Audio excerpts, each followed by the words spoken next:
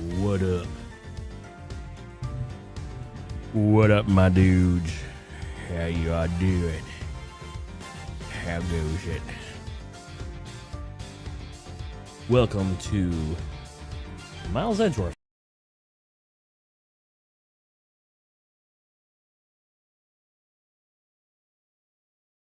Where is it? Where is that third game? We will return to Phoenix, right? I kind of wanted to do the first game, then this, the second game, then the second one. But the game wasn't out 2 months ago, or wherever, how long ago it was I started it. Alright. Let me close that down. Alright. I haven't gotten the, hey, your frames are all weird.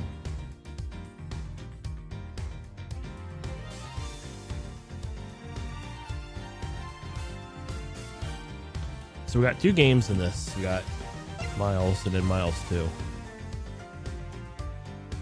which never came out. So that's going to be 100%. I don't know what is going on because I never played it. I know there was fan translations, but I never did any of that stuff. None of that stuff. No emulating. Nothing like that. That's not what I do around here.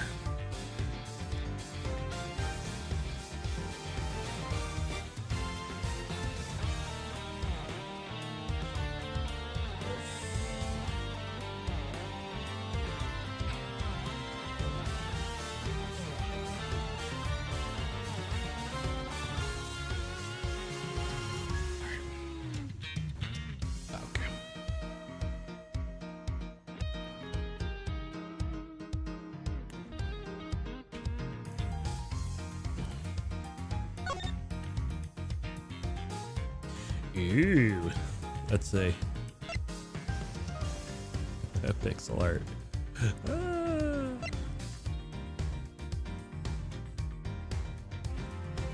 Change style 10 times. Top shift menu. Oh, so you can only do it at the title screen. That kind of sucks. I mean, this is the collection. Why not we do the HD? Like, let's not waste the everything old is new. Oh, was that picked the new one?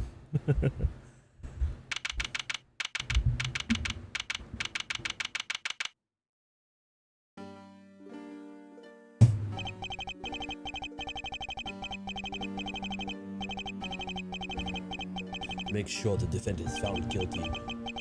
That's the job of the prosecutor, after all. That may be true, but why? It's hard to tell who's talking. Why go this far? Sorry, maybe I wasn't clear enough, but a guilty verdict is all that matters to me. No matter what the cost.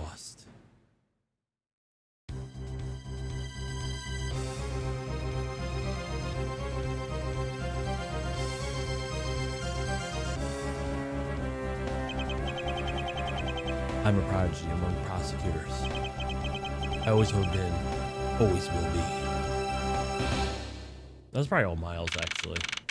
There it goes. Key interval frame recommended too. What was my key interval frame 1 point? I don't know. If it messes up, guys, let me know. I don't know, to be fair.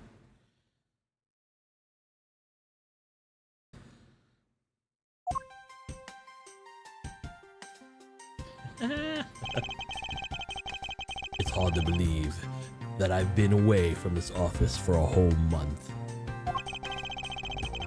I hope, or actually I should be doing this. I hope Detective Gumshoe has been keeping an eye on my office and keeping it clean.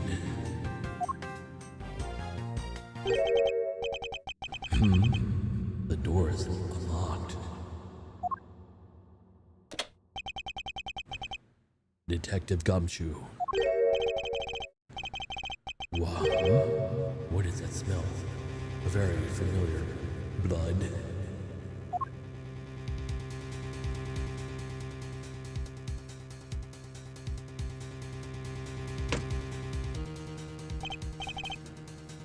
What the?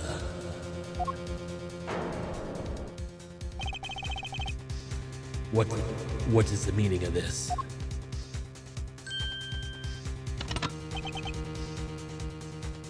Freeze.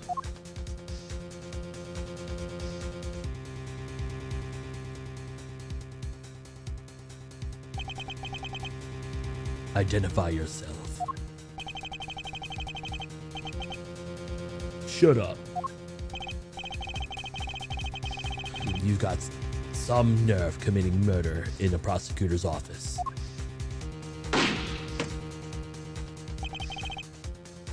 Is that a threat?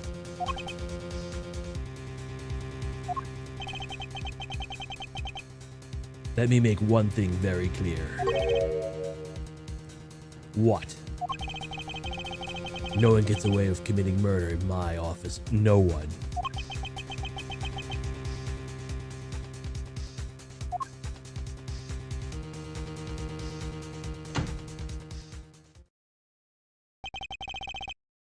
My name is Miles Edgeworth, and I work as a prosecutor at my local district. Little did I know that upon my return home after a month abroad, I would be thrusted into a multitude of cases, and some very frantic and busy days.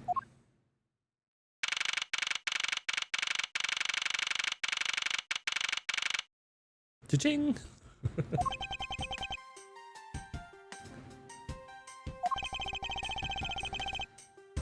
I finished photographing the victim's body, sir. That's too much said. Very well. Please continue investigation. Yes, sir.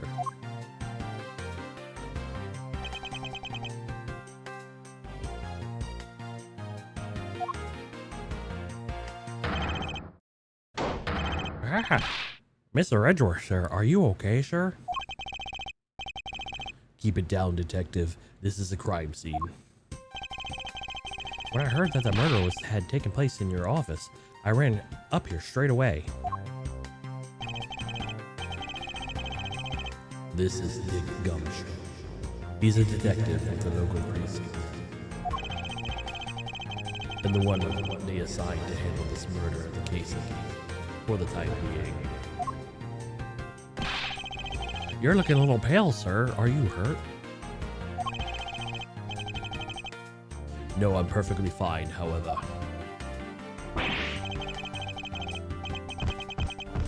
Back, look what they did to your office. It's totally trashed. I'll say. The culprit sullied my floor with dirt rather well. No one gets away with tracking mud in my office. Into my office. Oh, that sounds like you're getting already burned up.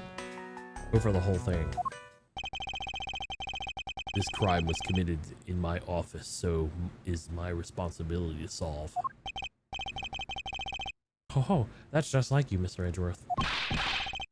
Okay, time to do some investigating. Agreed. Our first course of action is to gather relevant facts and leads. We must not overlook anything, no matter how small, if we are to find the truth. So I'll keep any leads and information we find etched in my forefront of my mind. Speaking of things that pique my curiosity,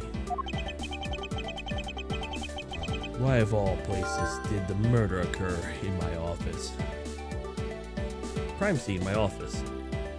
Is there really coincidence that the murder took place in my office?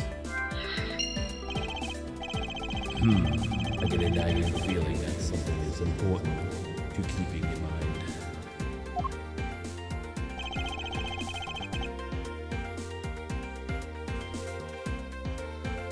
Yeah, I was wondering that myself, sir.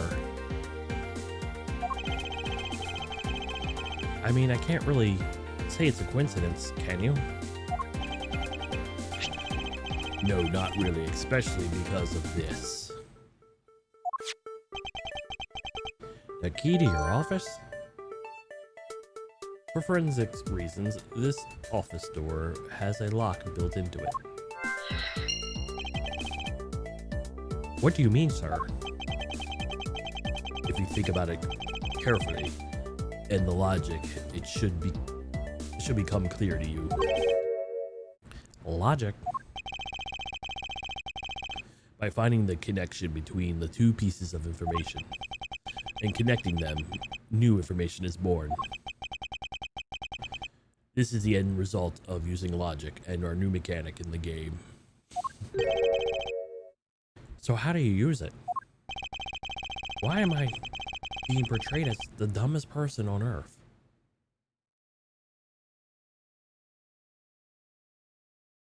First, I recall the information we've gathered with the L1, and then I connect them together with a triangle. Now to use the L1 to recall the facts.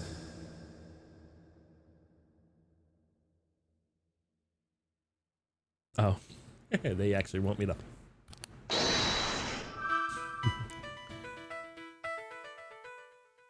Tutorial mode.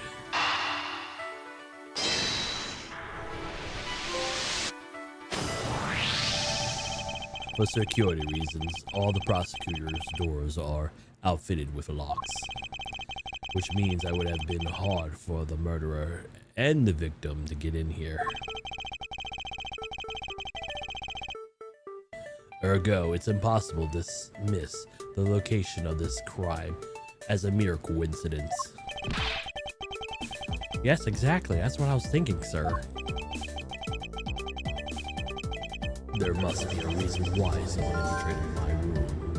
What was a real killer after? You're really on the ball today, Mr. Edgeworth. That's some beautiful logic, sir. Yes, well, follow the leads and their conclusion. Only the truth remains. However, if the information doesn't line up properly, I may stray further from the truth as well. But if we think carefully before piecing leads together, the logic should flow. And I won't lose my health bar. Well, let's get started with our investigation. Yeah, I'm like mixing the two. Well, let's get started with our investigation, shall we? Yes, sir.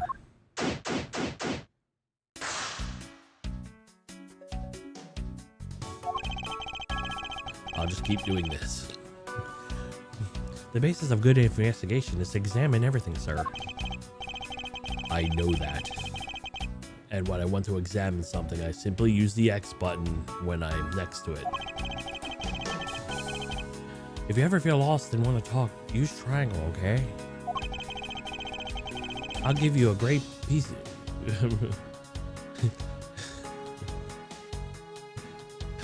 I'll give Oh man.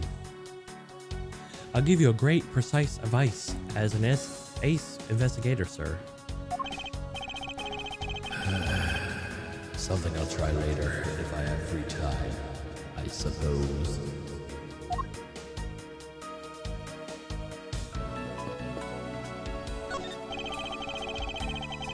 They finished photographing the body, so it should be alright to examine this area.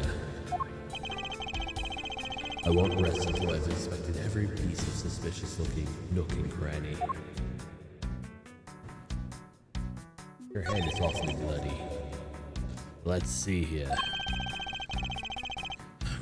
There's blood all over the lower abdominal area. Looks like the bullet passed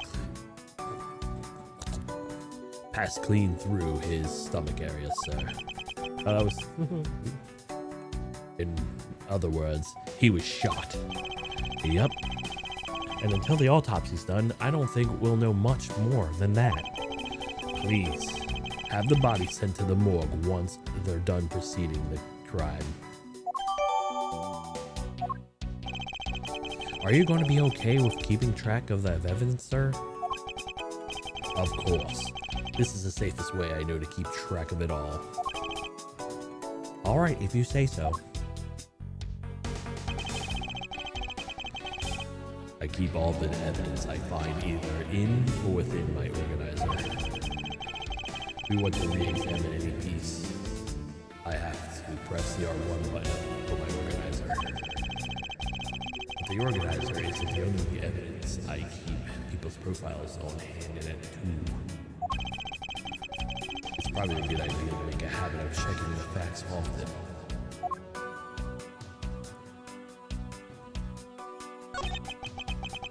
What do we have here? I think I've seen one of these before. It's a police badge, detective. Oh hey, I have the exact same thing. Actually, what a coinkydink. Let's have a look inside. Mr. Buddy Faith. It would appear that our victim was a detective just like you.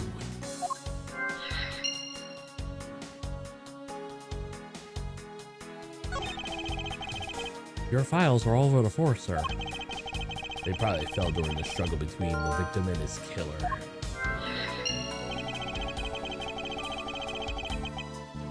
Oh, and I tried so hard to keep this place spotless while you were away. I mean, it's just rendered. All the time and effort I put in pointless. I don't recall ever asking to clean my room. Well, I water the flowers every day, just like you requested, sir.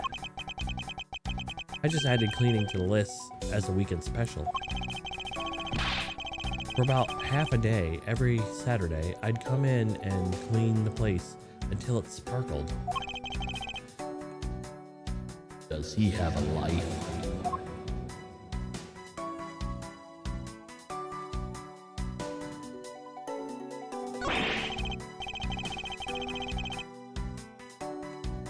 I don't believe it. I packed these files on these shelves so tight. And not even an earthquake could make them fall off. But look at them. At this rate, the rest of the files won't be able to withstand the earthquake at all. A problem, to be sure. Well, once the investigation is over, we'll put them back on the shelf. Oh, they didn't mention the... Okay. Alright. Alright, let's look around a little bit more. Is this a different one? Ah, watch out for the teacup fragments, sir. What is that killer going to pay? This tea set. Thanks, you're really mad over this. This tea set is very dear to my heart and can only be bought in England.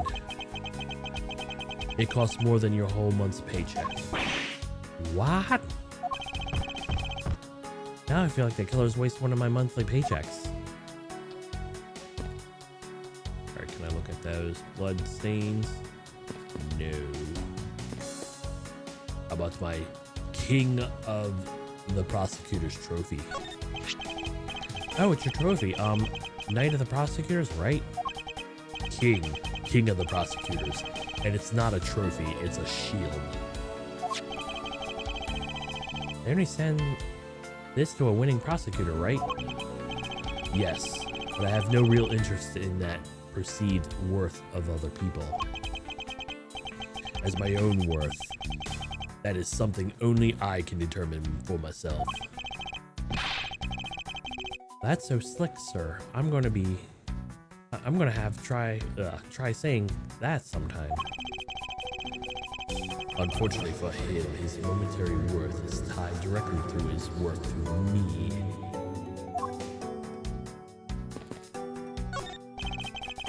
Well, it's a good thing the Steel Samurai doll was spared in any harm. Speaking of which, I still haven't actually sat down and watched any of that show. What is it about again? Well, I don't know much about it myself, but the hero of the Steel Samurai Warrior of Neo Tokyo is the Steel Samurai. And his goal is to defeat the evil magistrate. It is a show geared towards kids. However, its high production values and riveting plot draws the number of adults as well. Spin-offs like the Princess of Warrior of Little Old Tokyo and the Nickel Samurai,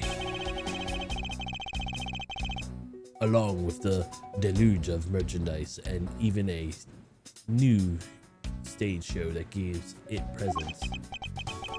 You sure know a lot. Are you sure you're not some sort of rabbit fanboy? Of course not. Anyone that keeps up with society knows at least this much. And that conversation lasted longer than I expected. Let's return to the investigation. This is yet another batch of flesh flowers. Ones that come with a card attached every month, like clockwork for you, yep. Speaking of that, let's see what the card says this month, sir. All will be resolved. Wendy. Oh, this is irony. Or Miss Irony. How pitiful those thorns. Wendy. Isn't that the name of the old lady with the whiny voice that stalked? That's enough, detective. You need to be reminded further.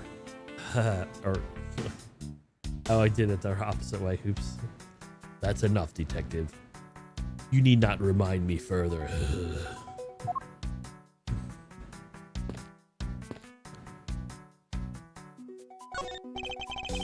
How's it coming along?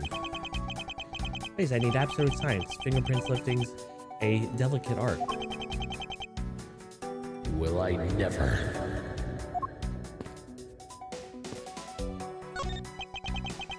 Do you have anything to report? Yes, sir. Nothing of the ordinary right now, sir. And yet there's something out of the ordinary right in front of my eyes. Talk about a contradiction.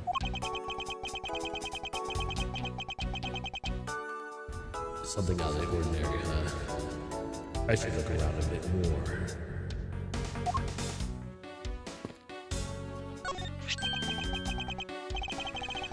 What do we have here? Could it perhaps be the murder weapon? If so, then the killer made their escape after disposing of their gun.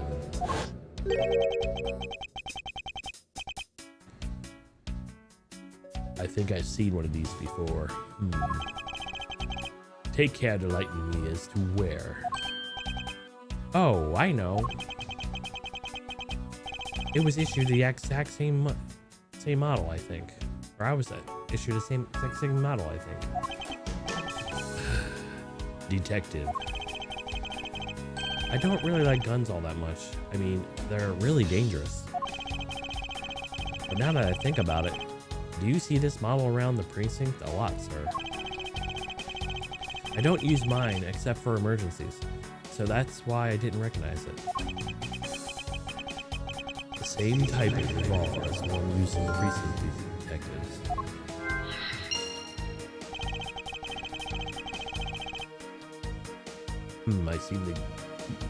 I seem to gather a few pieces of pertinent information.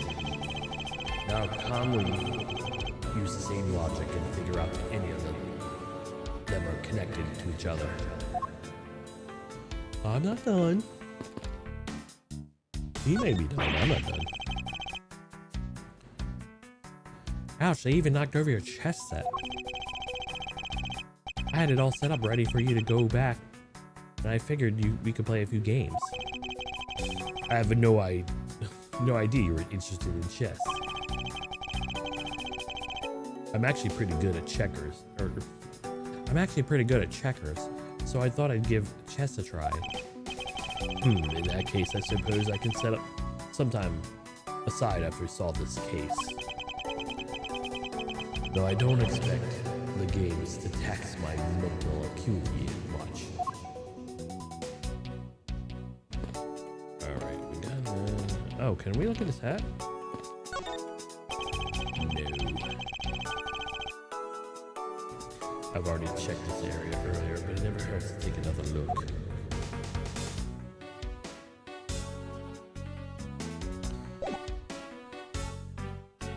Yeah, the books are...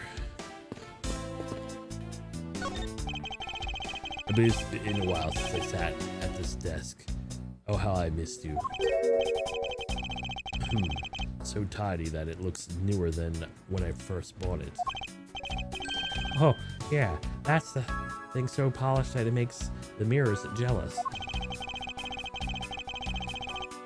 Don't tell me you had no other work the entire time I was away, detective. My job is to protect your office, sir. And you did such a good job protecting it that a murderer occurred in it. That's harsh, sir. I have to admit the desk never looked better, so I guess I can't dock his pay. How do you have power over that? Alright, cool.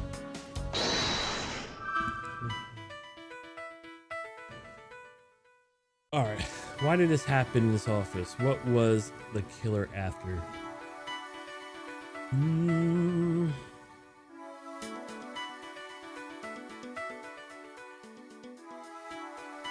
So what should I do? The killer's goal.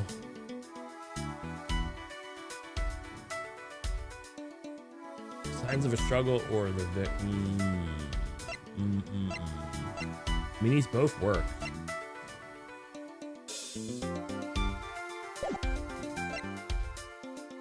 Victim was a detective, signs of a struggle. So these two would go together, I think, as well.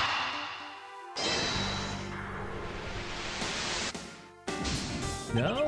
Oh! I fucking...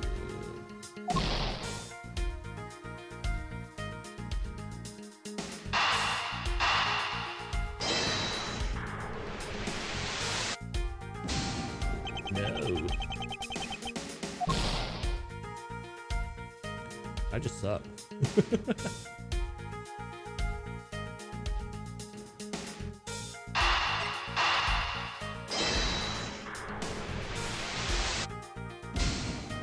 Wow, really?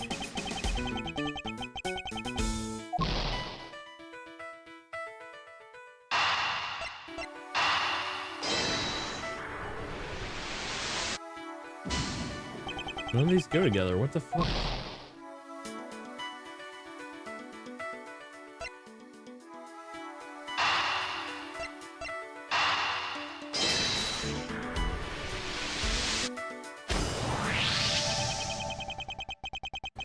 Revolver is standard model used by detectives. It could have belonged to the recently departed. Detective Gumshoe, could you please thoroughly check the victim's body one more time? Yes, sir. On it now, sir. Excuse me, pal. Excuse me, pal. Let me see what you've got here. Sir, this guy's wearing a gun holster. It would appear that our killer somehow managed to take the victim's gun from him.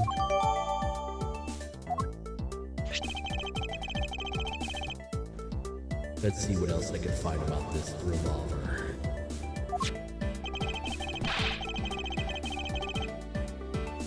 As I always say, I've got to look really carefully at each piece of evidence. You can use the right stick to rotate the object. There's no such thing as a bad angle. Use L and R to zoom in and out to get at that nitty-gritty.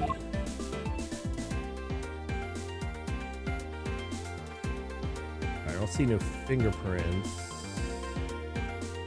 There's a horse on it.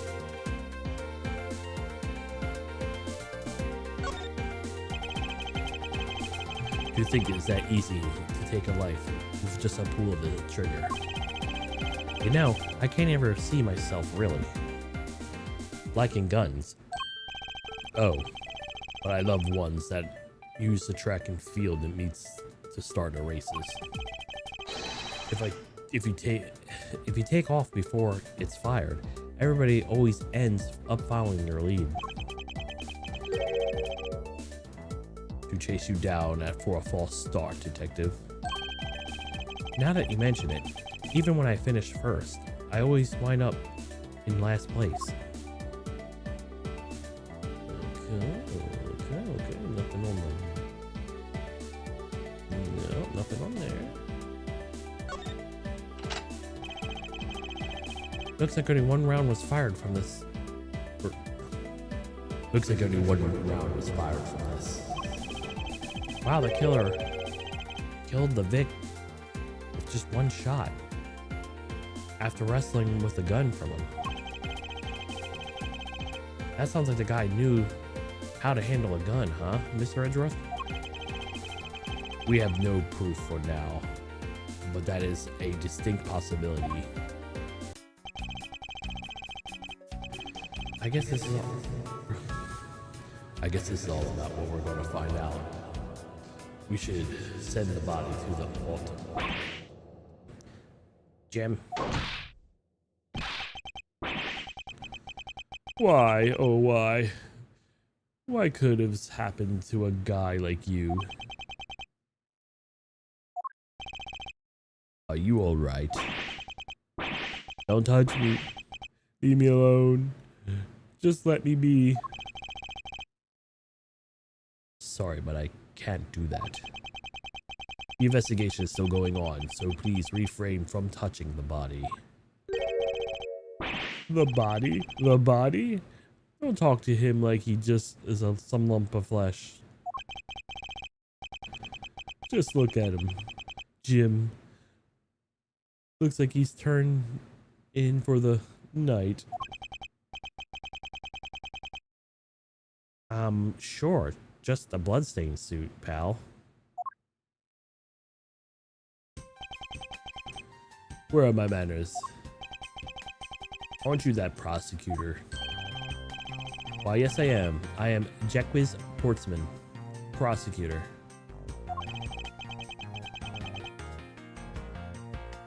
Jim here was my partner in crime busting. I'm Miles Edgeworth. And like you, I'm also a prosecutor. I'm Dick Gumshoe, sir.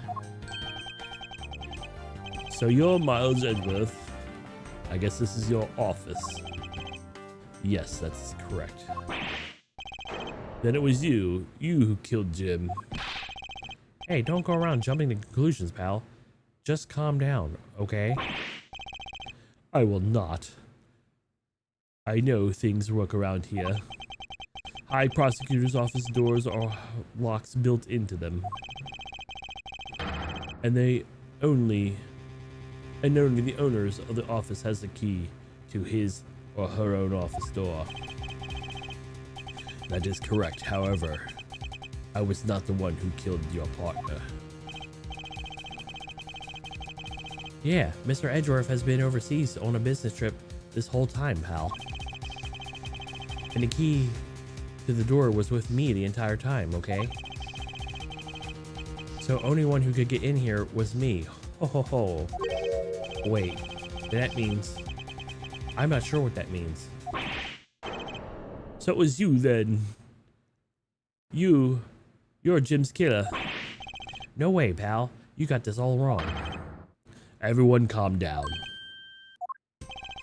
Mr. Portman, correct? If you're the real prosecutor, you should know to stay collected. The real investigation has only just begun. Isn't it too early to be drawing conclusions? Alright, I get the point. Alright, I get the point. You're right, my mistake. I tend a little too hot-headed sometimes. You sure are a cool customer though, Mr. Edgeworth. I've heard all the rumors about you. You're the great genius prosecutor. You're something of a legend, you know. Anyway, let's call it a truce and work together, okay? Now how about a handshake? A real shake to seal the deal. A pleasure to work with you. You guys are conducting your investigation, right? Sorry to be barging in like that. Carry on then, it's your room after all. Thank you, I intend to. Just a little more time to say goodbye. To Jim. You there. Sir.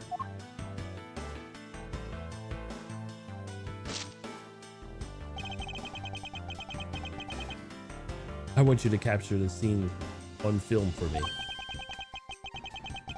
My final farewell to my partner, Jim.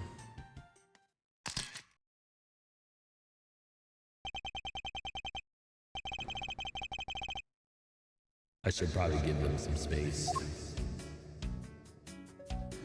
No, tell me. Get out of here. Ah, your jacket. What's going on? What's it doing on the floor? It must have fallen off the wall when the killer tried to threaten me by firing a round.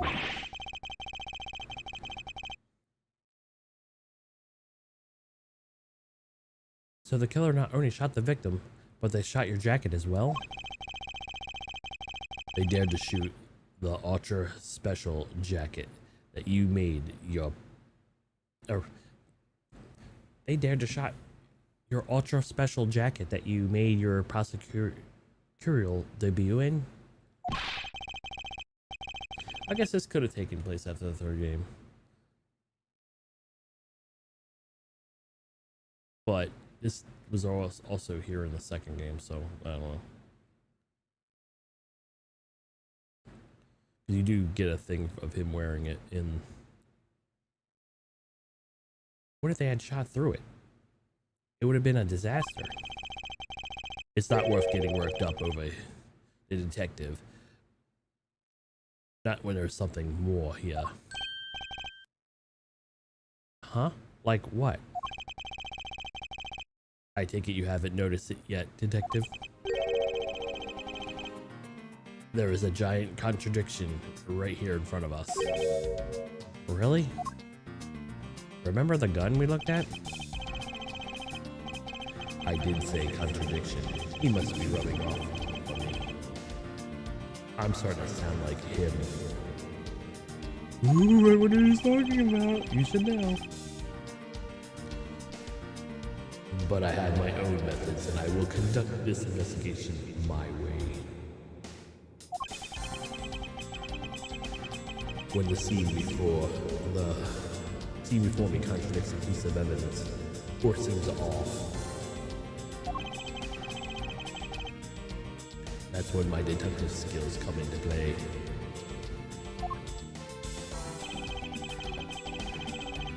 First, I have to find a spot that holds the contradiction.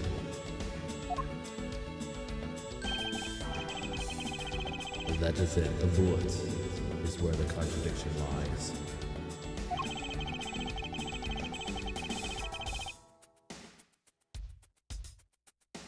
When I spot something that is off, I should point my cursor to it and press the triangle with conviction.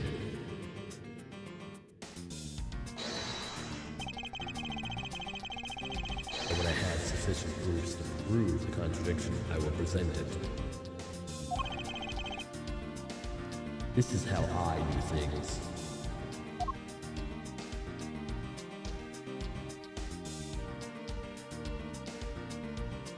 This match looks cooler.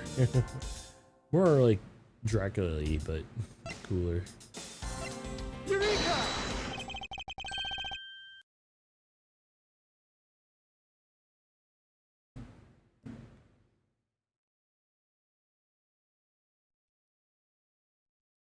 This bullet hole is a contradiction. What do you mean, sir?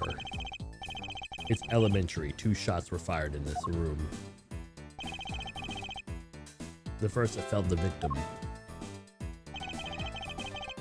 And the second felled this frame. Hey, that's right. However, this gun was only fired once. Hey, that's true too. Which means that one of these 2 bullets was fired from a different gun. Did the killer have another gun in the bag for tonight?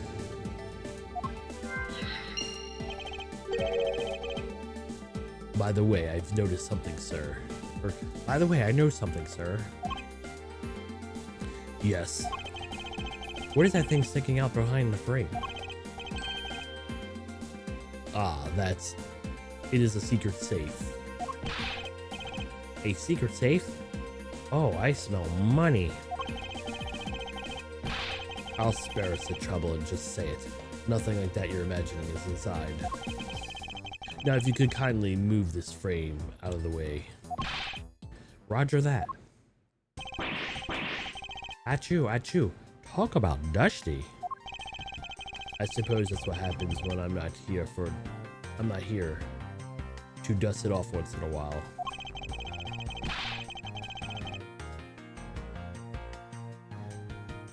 I had no idea there was a safe here.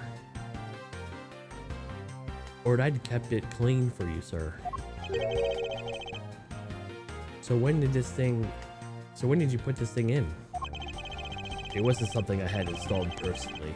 Every prosecutor office has one. Really? I had no idea. Well, only prosecutors that are supposed to have knowledge of their existence. So what's inside, Mr. Edgeworth? Right now, nothing. We only use them to store especially important evidence when the trial is in session. That's it? Talk about squashing my hopes and dreams.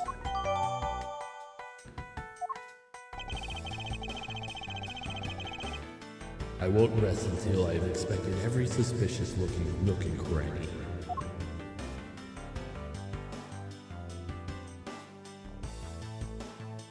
Looks like someone robbed here, so someone was here.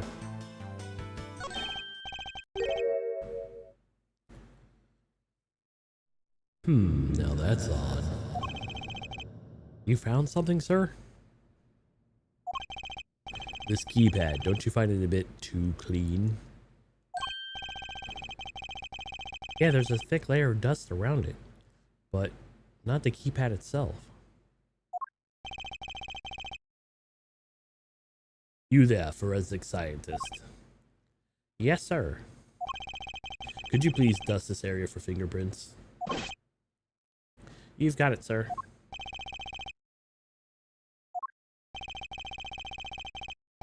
I couldn't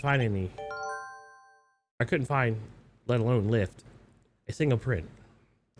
Looks like it was wiped down well.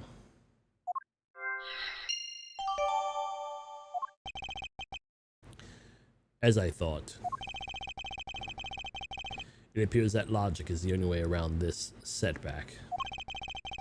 Time to rationally and calmly play the connected dots with information we have. Okay.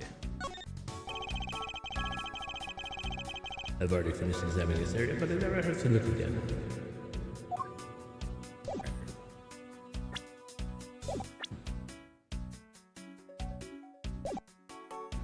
I'm gonna logic my way through this.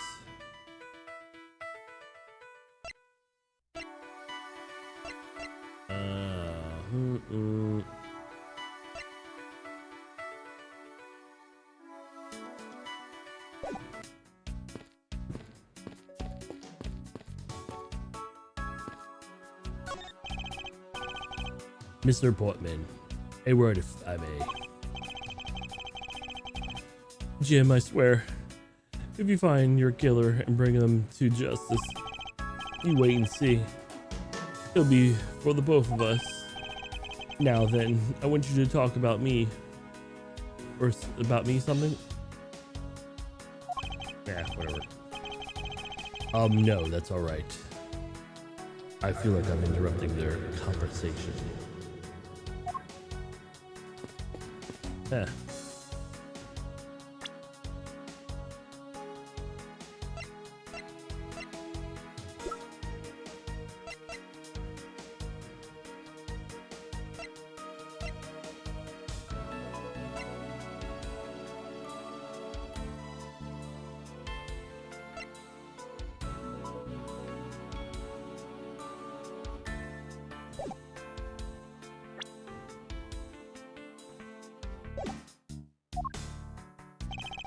You called, sir?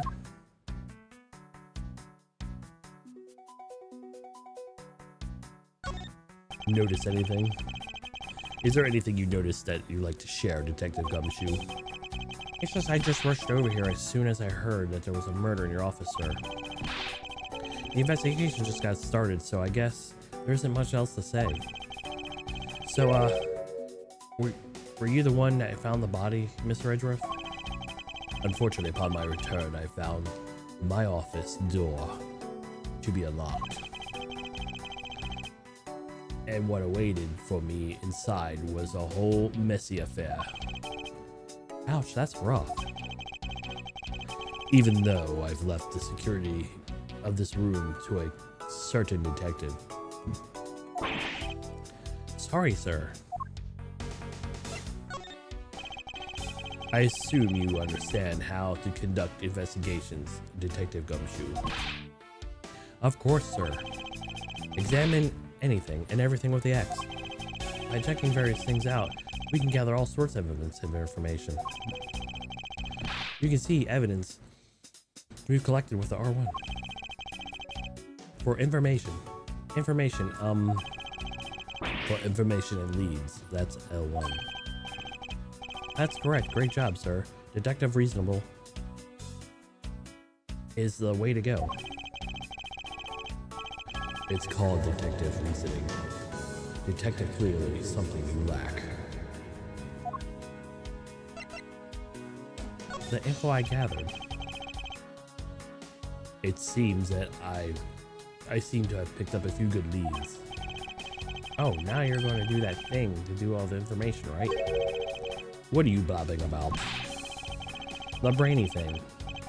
You were talking about just a few moments ago, sir. Logic? You said that you can look at all your leads and info by pressing R1. And pick up the ones that relate to the X to connect with. Oh. That's a way of investigating, sir. Yes, which is why I exercised in explaining my own method to me was unnecessary. Okay, then I explain my logic to you next. That's even more necessary. Oh, should I present something to him? Let's see.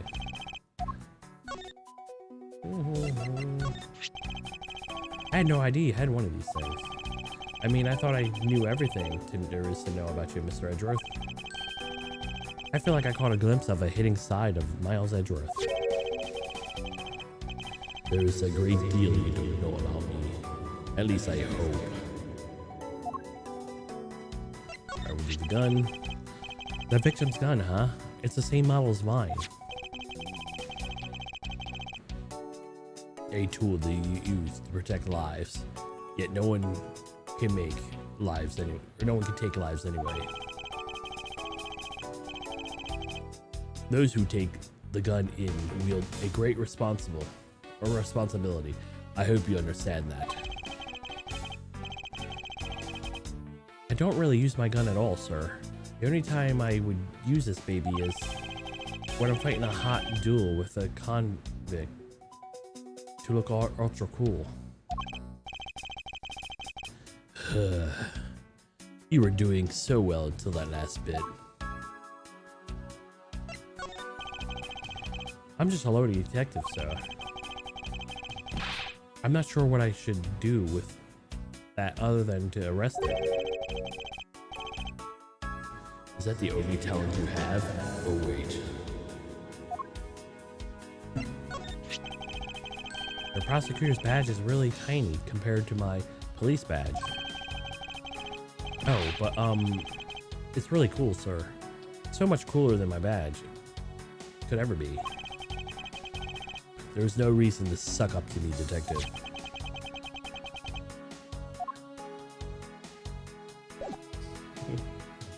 Can I present profiles? No, okay. Nope, nothing from the second game made it over. Alright. At least I got logic now. And hopefully I don't kill myself. Wait, fingerprint sign of a struggle. No. Damn it.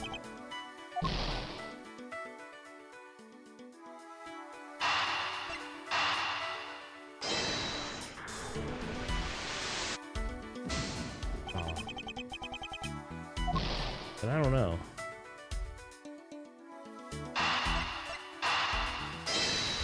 I'm gonna be using my whole health bar.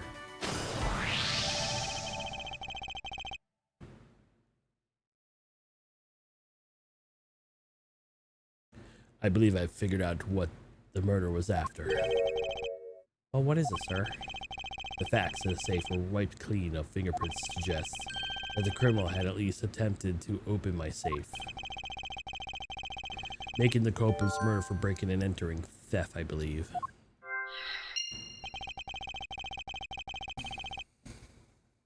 I wonder if knowing that the motive behind this break-in was theft changes the other pieces of information can tell me about this crime.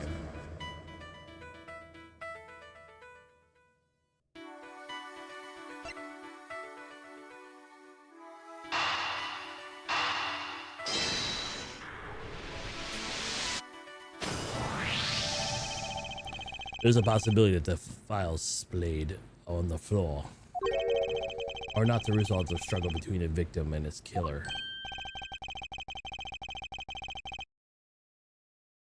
Oh, you mean that could be from the killer tried to find something, sir?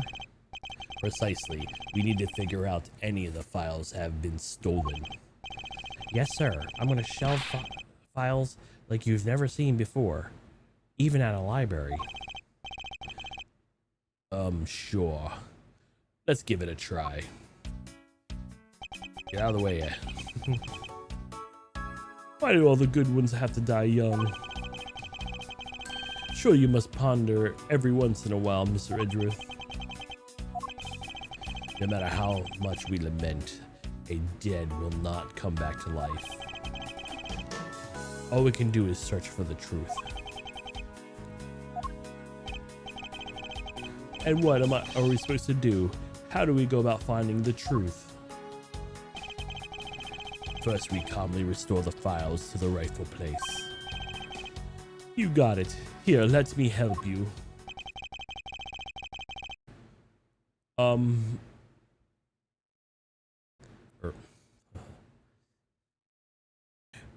So the file goes here and the book goes there. You sure know about a lot, or you sure know a lot about where things go, despite it being Mr. Edgeworth's office. Because I'm the one who keeps it tidy, pal. Okay, done.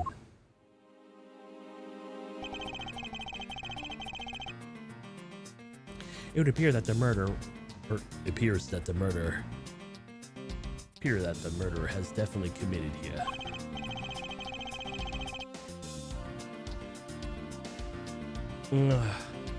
The bloodstains on the bookshelf are still fresh.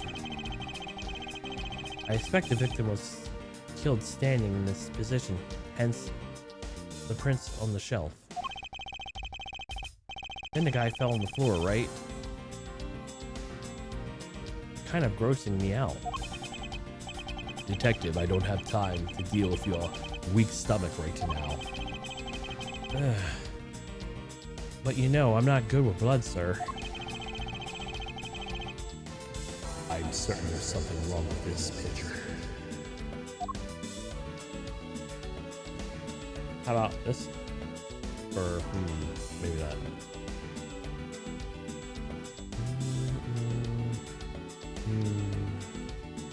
Let's examine the hole anyway. So this is where the bullet lodged itself when it went through the victim.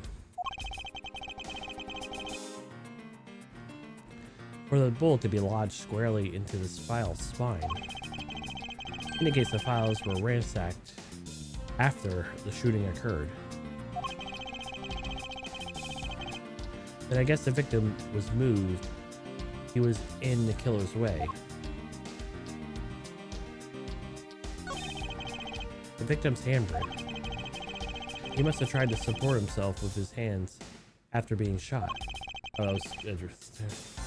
There are no prints on the prints on the floor too. Those must have been made when unable to stay standing when he dropped to the floor.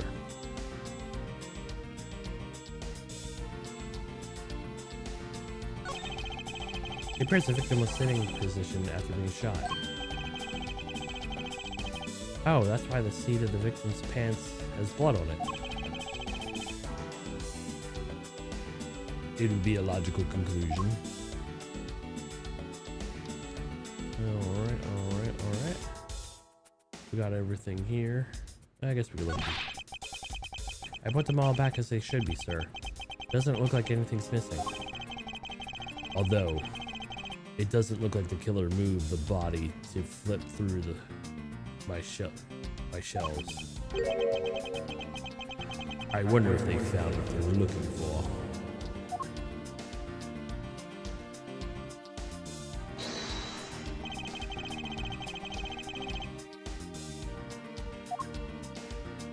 Oh, no. It'd probably be here. Or because I don't have much evidence. Just him, the gun.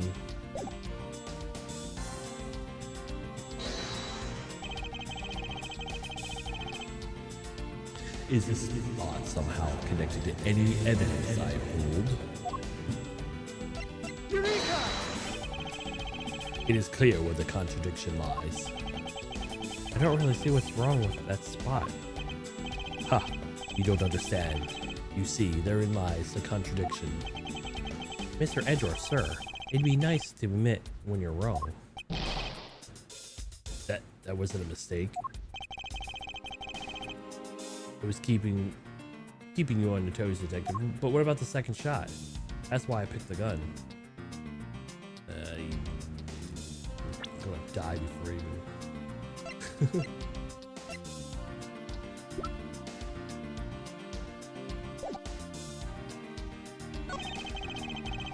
The killer moved the body, was leaning against the bookshelf. The blood this guy's pants proves that pretty well. Or the blood on that guy's pants proves pretty well. In a sense, I suppose. I see, I'm not completely useless, Mr. Edgeworth.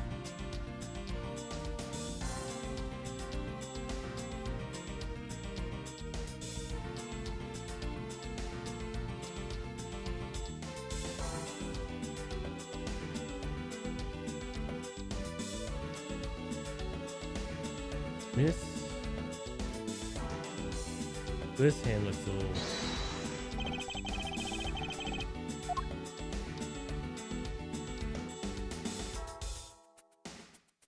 Eureka! This is clearly where the contradiction lies. I don't really see... Oh,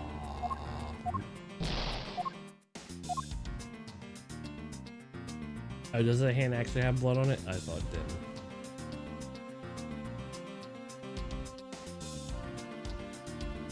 I'm gonna die, guys.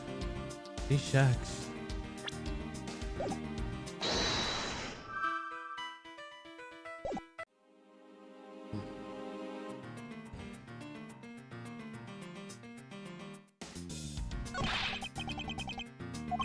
Yeah.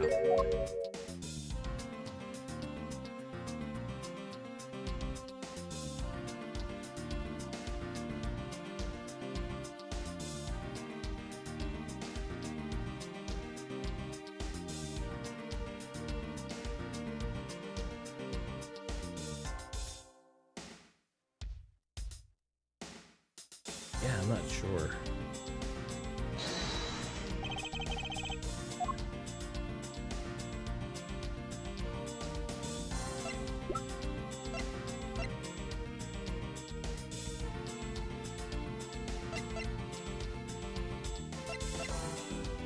I can't pick any of them.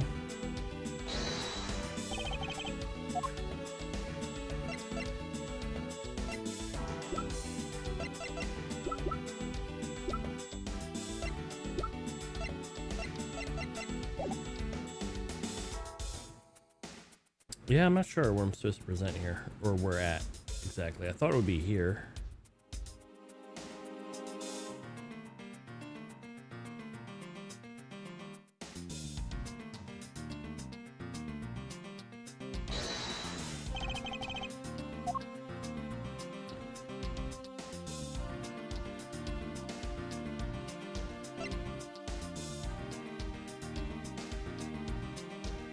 Eureka!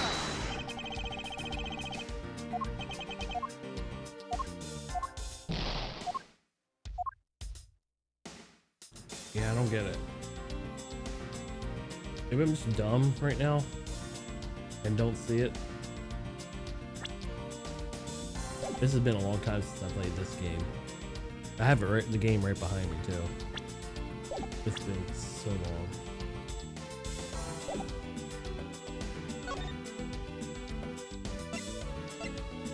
Let me just save real quick.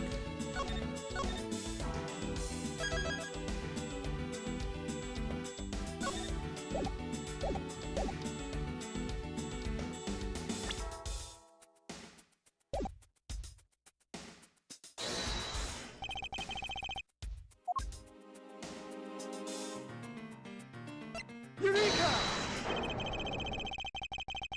There's clearly a contradiction here with this bullet hole. What do you mean, sir? You don't see? Quite simply, the bullet hole itself is too low. If the victim was shot in his stomach, the hole should be much higher up. What if the guy was shot while he was sitting or lying down, sir? That would be illogical. The victim leaned against the shelf after being shot, which suggests that he was standing when he was shot. Then that means... Wait, what does that mean, sir? It means you need to have a brain every once in a while instead of mine, detective. In any case, it means that someone made a faulty assumption. And it was from this mistake that our current contradiction was born.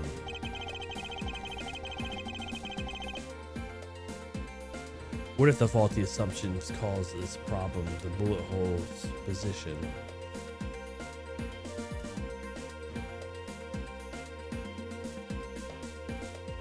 You try to order the files.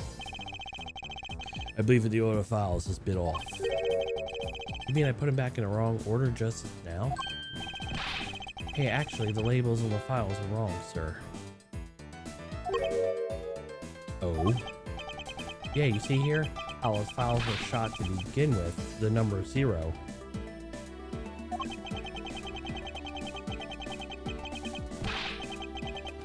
What are those on the way down after 1, 2, and 3? That's really weird. Actually, that's the way they are organized. Now it's in the correct order. They're exactly as you see them in my mind's eye. I kind of find it funny OD was shot. Just if for fighting game terms.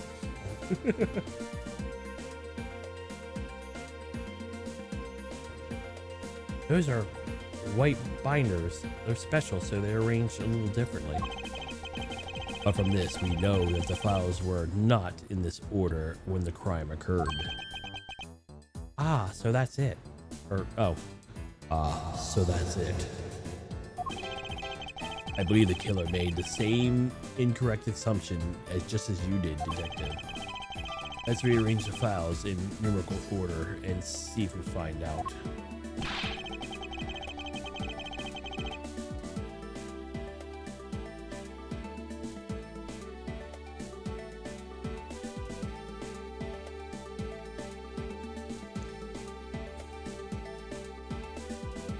Do you think it would be okay to prop the body back up how it was before it was moved? They finished processing the scene, so I don't see why it wouldn't be. Oh, if you please, Detective Gumshoe.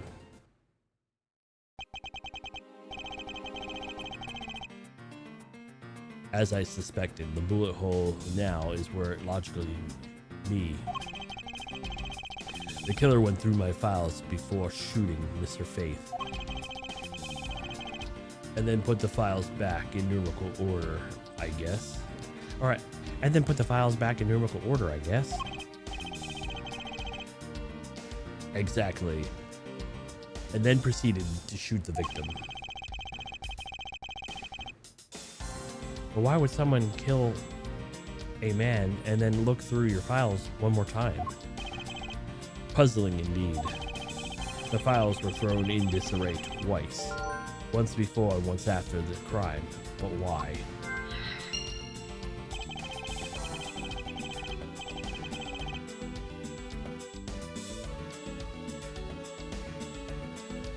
Now the crime scene, as it were. Time of the murder, time to be given another look.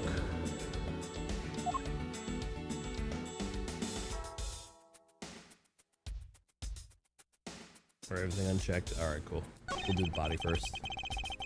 There must be some reason to why the victim's body was moved. But there is no time to ponder. Now, let us continue with our investigation, detective. Roger that, sir. I'm raring to go.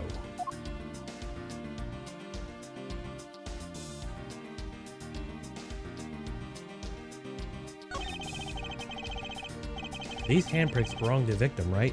They make sense at the body's position. Yes, he must have left them. He was trying to support himself after he was shot. However, the final position of the body shows that it was moved. I need to go over this crime scene with a fine-tooth comb one more time.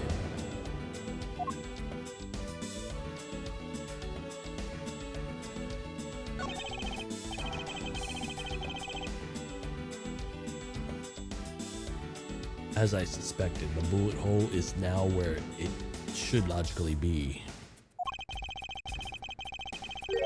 And we figured out the killer went through your bookshelf. And we figured out that the killer went through your bookshelf twice. Indeed. There are many things the killer did that didn't make any sense. But to figure out whys,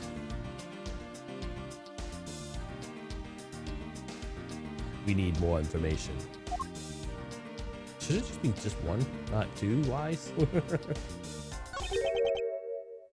This. What is that? Or, what is that? Why does it say gumshoe and blood? I'd say that's some criminal evidence. Yes, indicating that criminal activity in here. No, wait. There gotta be a mistake. Mr. Edgeworth, sir, help me. Say something, sir. It appears that one of my files was stolen.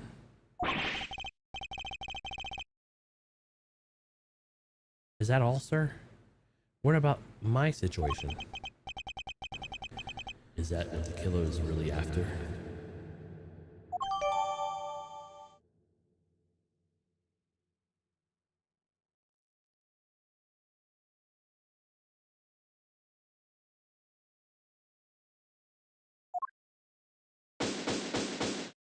Investigation complete.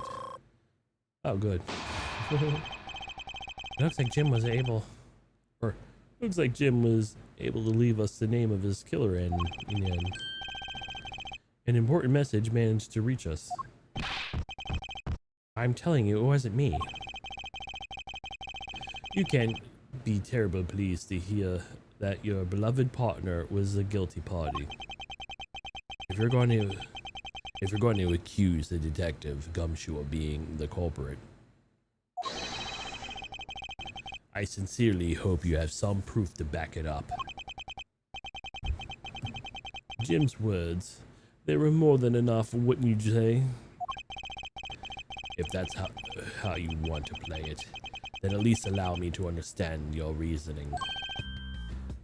You got it. I don't like this one bit. There's something strange about this man's attitude. And there must be some sort of flaw in this logic, waiting for you to dig out. Mr. Edgeworth, what are we gonna do? What I always do in court, I'm going to cross-examine him. One way or another, I suppose that the flaw is his logic with this technique. Oh, how do you do that? Can you explain it to me, sir? You might as well. Alright, first, listen to the witness's testimony. And if I find a flaw with something that contradicts the evidence, I open up my organizer and press R1 to present a piece of contradictory evidence. To present something, I simply use triangle. That's old news. But it's not like there's going to be any flaw in our testimony every time, right? Correct. At those times, I need to press the witness with the L1.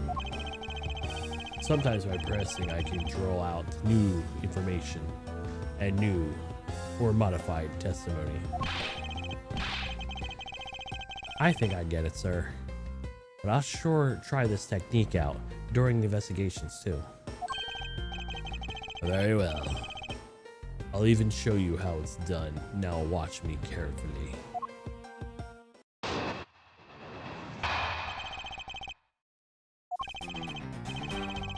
Detective Gumshoe, you stole Jim's gun from him and shot him dead. Furthermore, you messed up the files to make it look like you had committed theft instead. That's when you moved Jim's body sitting in front of the bookshelf. But thanks to that, you didn't notice that the bloody letters on his body was hiding.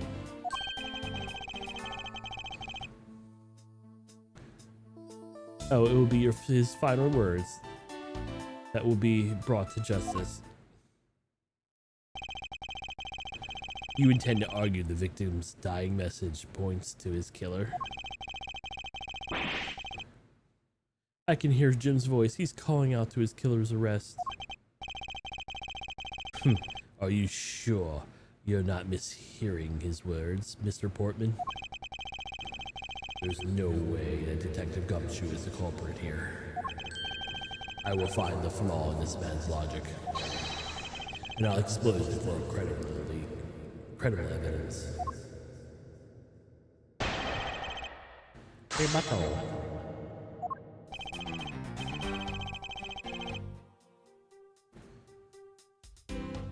Hold it!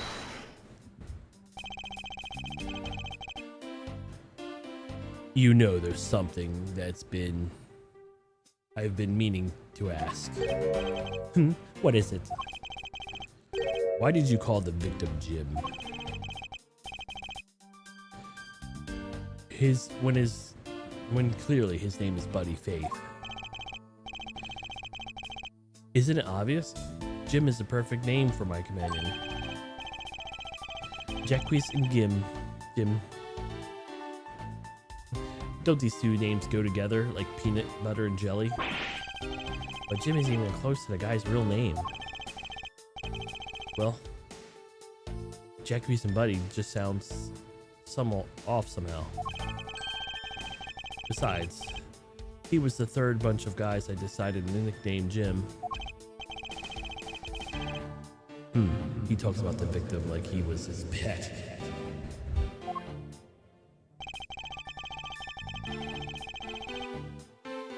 Further, you messed...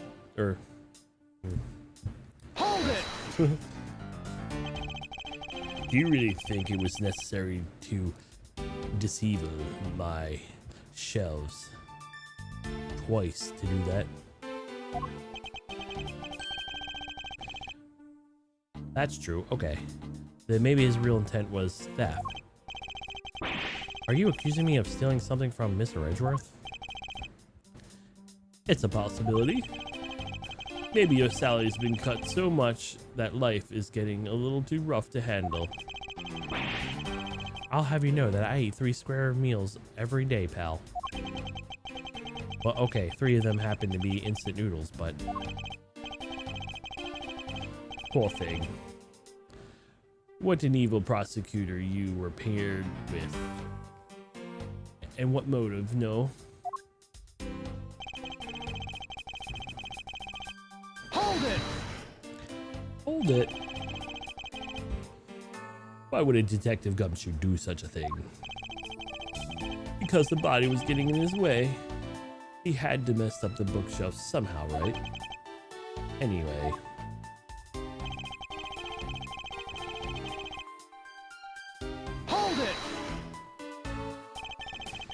Why do you think that the killer didn't notice the bloody letters?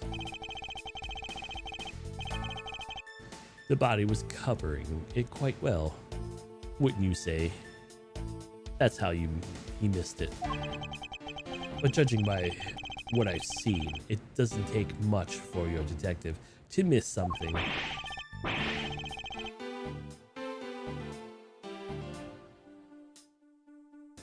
Who do you think you are? You know nothing about me, pal.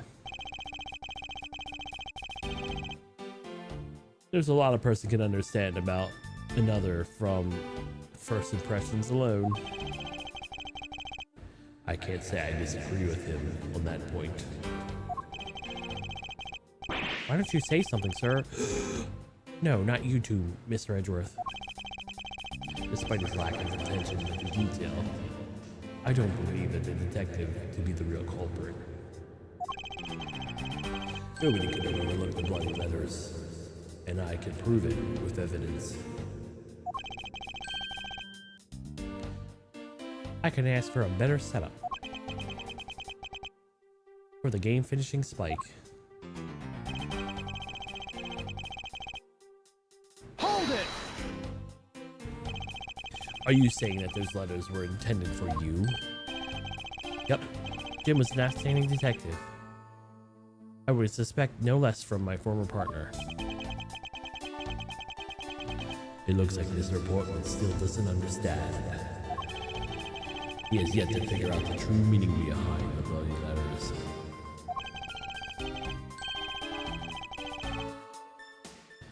What are you sputtering over there? Can't admit my logic is perfectly sound. Actually, there's a gigantic flaw in this logic. The gap so wide that even a good detective can spot it. Now, include Miss Portman in by presenting her with some evidence.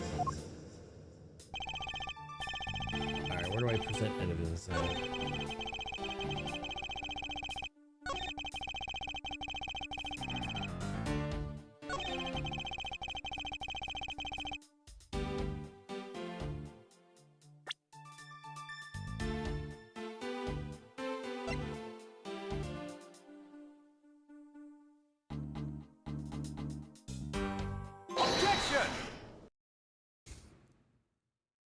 Objection. Perhaps you're not aware, Mr. Portman, but there is a serious flaw in your logic. Bring a bit of a courtroom into this, I see. No problem there. I'm game. I can't help to find it odd. Excuse me? Odd that the fellow prosecutor would be brought down by the power of his own office. What are you talking about? Oh, you're joking. I get it.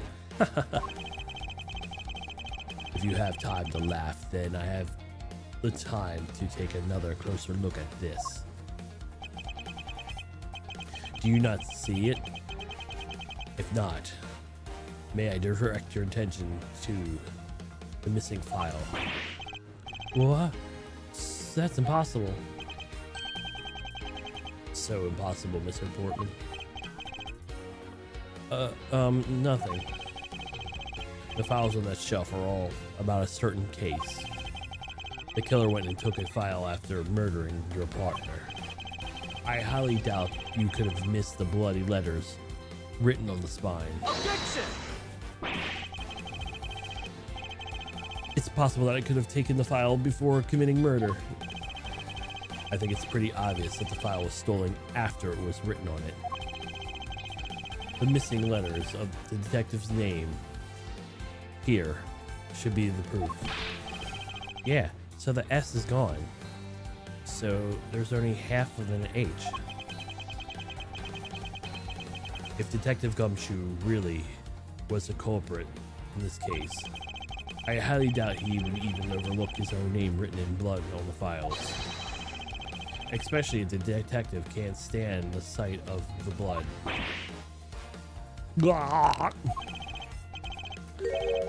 Which means, what exactly? Does it make this, what does that make his dying message? It makes it a work of the criminal, the intent on tampering with the crime scene. That's so low. I can't even be the criminal tied to pin the whole thing on me, sir. I'm going to get him, sir. You'll see. I'm going to have them under arrest in no time. Well, Mr. Portman. Brilliant, absolutely splendid. Logic deserves an Olympic gold. I appreciate the praise, but it doesn't change the fact that your reasoning is flawed. Meh. You win some, you lose some. That's how life goes. Glad everyone's so cheery, though I feel more dead than alive. But you know, it's really a shame. I really didn't want to have to bring this up, however.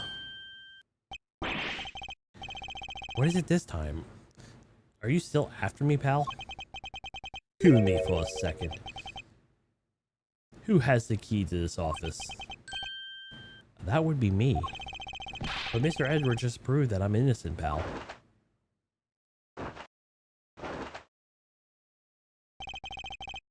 Absolutely right, and I acknowledge your innocence. Why do I sense that you still have something else to say?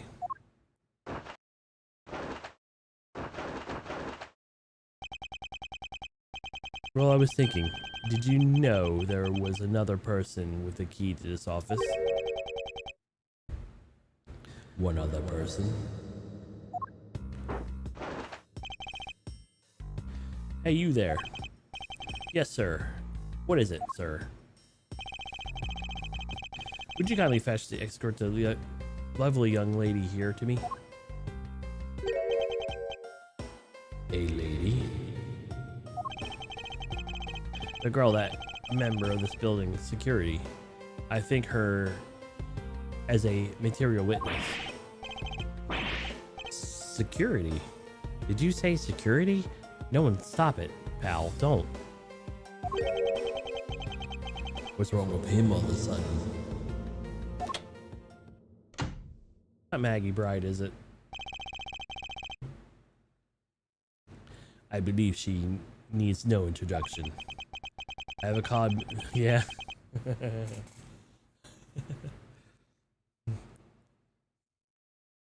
I've called upon Miss Maggie Bride, a member of security. Detective Gumshoe, sir? Maggie? Miss Bride is the security guard on watch tonight. I see, and what your point is? My point is that she could very well have used it. By it, I mean the master key, which will open all doors in the office in this building. What? If you are not guilty party, Detective Gumshoe, then the only person with access to this room is Miss Bride. How dare you? I would never sneak into someone's room. That's right, I refuse to believe this. Maggie's the culprit, pal. It was me. That's right, I did it. Can we take that as a confession, Detective? Well, it wasn't really me, but definitely wasn't Maggie, pal. So yeah, it was me. If it was, I'd have no problems with that, right? Please refrain from flying off the handle, Detective. There is no need for such theatrics.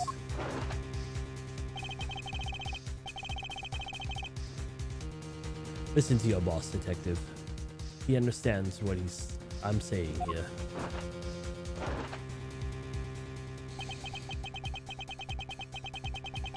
That girl is the only one that committed the crime. For one simple reason.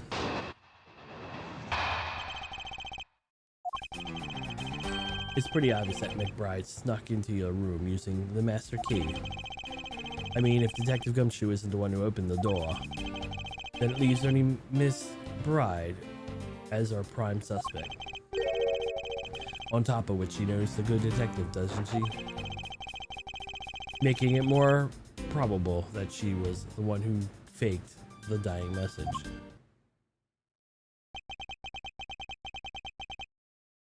So you're saying that she used the master key?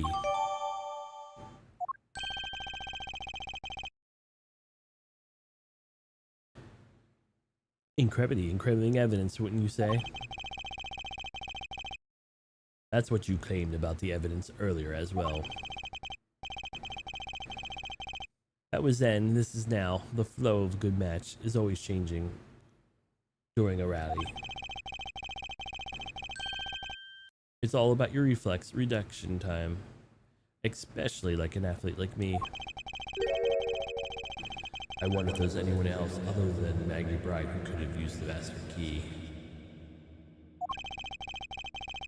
It seems that only way that Mr. Portsman to give me more details is to press him.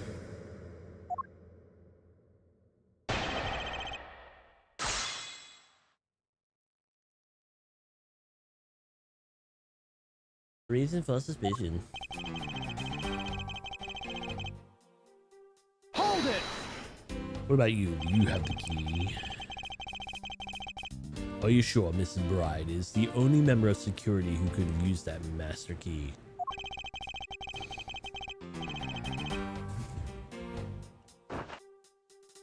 There's only one person on the staff this time of night, and tonight she's it. Isn't that right, Miss Bride? That's true, but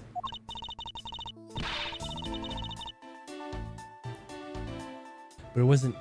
But I wasn't able to use the master key at the time of the crime, sir. Wasn't able to? What is that supposed to mean? Yes, moving on. I hate to get sidetracked by something unrelated. What do you mean unrelated? What I want to hear is what she has to say, pal. But you really can't trust her not to tell lies. Plus, I hate wasting time. Should I hear Miss Bride out? Not so fast. I too am interested in hearing what Miss Bride has to say. Didn't I just say it'd be a waste of time? We don't need to hear her lies. I'll be the judge of that. Miss Bride, if you please. I discovered the master key was missing at the time around 1 a.m., sir. What do you mean by missing? It wasn't anywhere in the security booth, sir. The killer must have stolen it.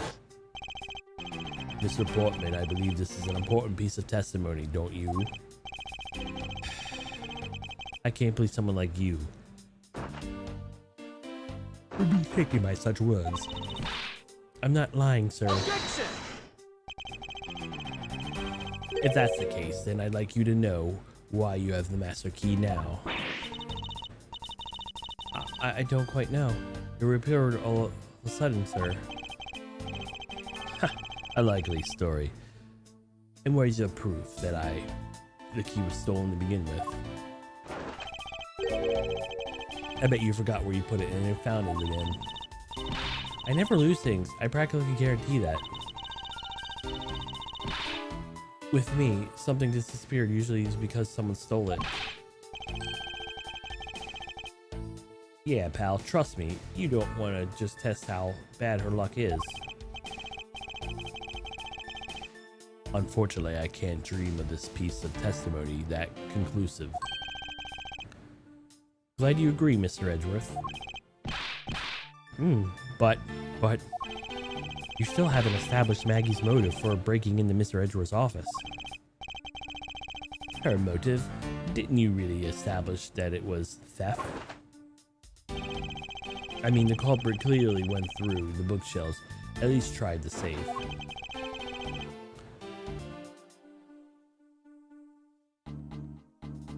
It was as Miss Portman says, Detective. I can't ignore the fact that all the evidence points towards the motive of theft. But I'm done taking blows. This time I counterattack with a few of my own.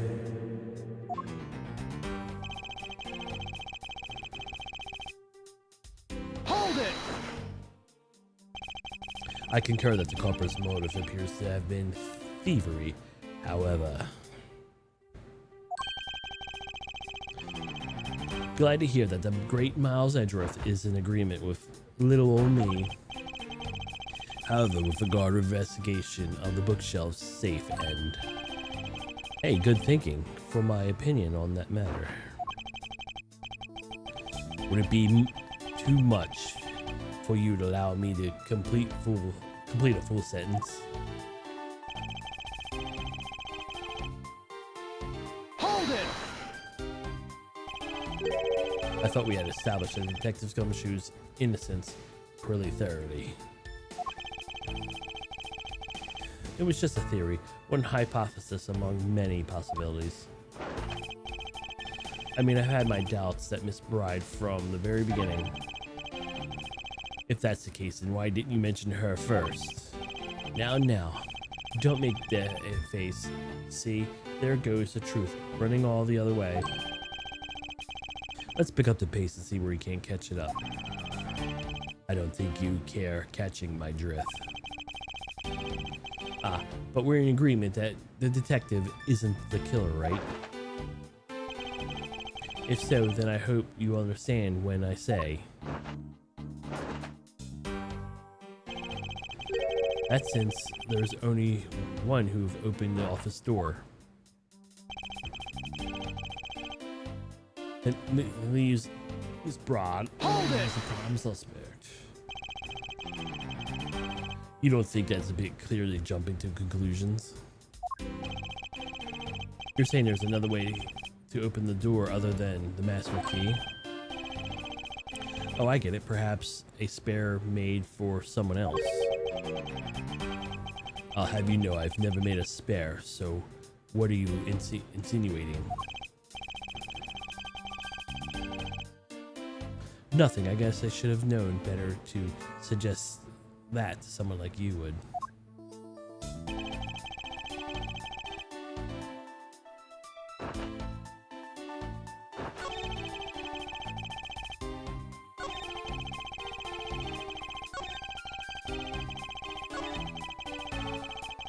Hold it! Is there anyone in this district who hasn't at least heard of Detective Gumshoe? Good point. He's practically a celebrity among us prosecutors. Really? I never knew what I was talked about, sir. We were holding our collective breath, you know. For when you'd screw up that badly that you're literally chased off the forest. What? Is that true, Mr. Edgeworth? Of course not. That's hogwash. Ooh. I was scared like that. I almost had a heart attack there. I didn't really go anywhere. Hold it! By dying message, you mean the bloody letters that spell out Gumshoe? I figured whoever wrote this name must have wanted to frame him. Just an act of choosing his name is proof enough that the two knew each other well. Mr. Edgeworth, what are you waiting for? Hurry up and present some evidence. I would love to. But first we should listen a bit more and digest what he is saying. I pressed them. I pressed them all. All were pressed. Alright, what do I even have to present? Master key.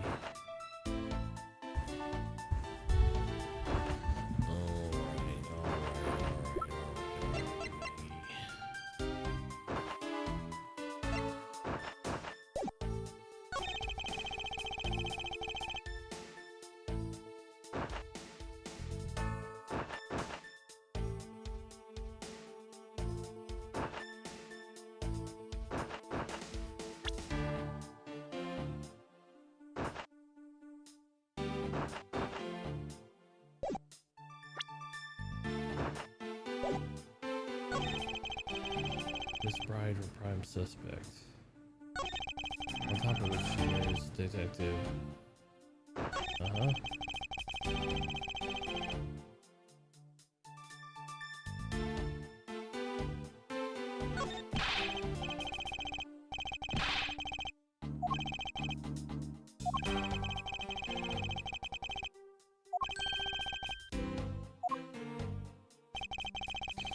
Okay.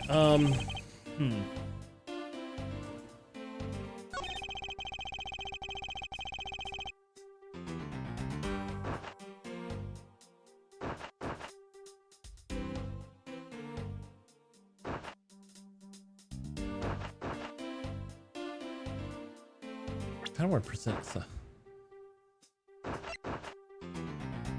Why would she shoot him? Was he the one doing thieveries? Why was that guy in there? And why were you in here too?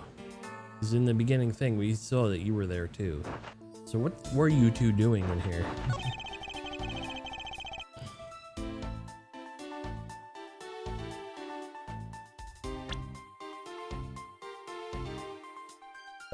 I'm gonna save and present because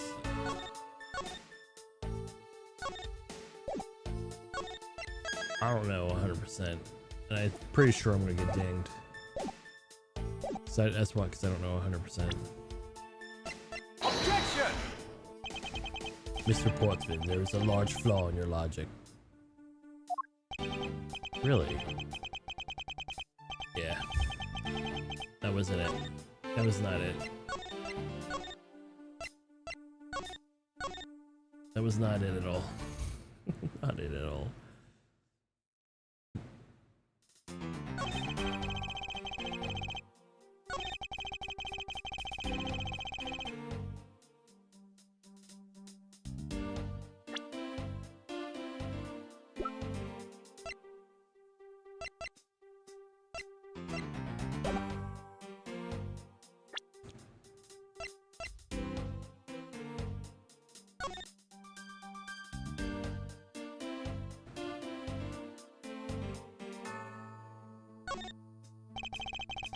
Master key to every office in the building.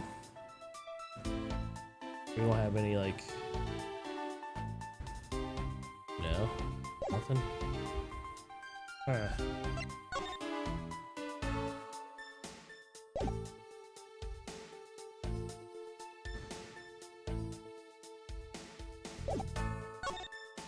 right, why is it also upside down?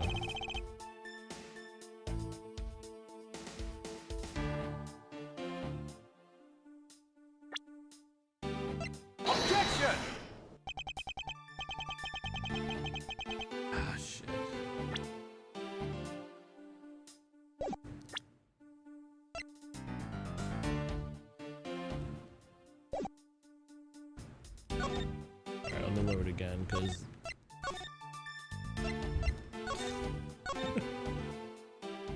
all right, that's definitely not it. All right, I'm not sure what to present at all.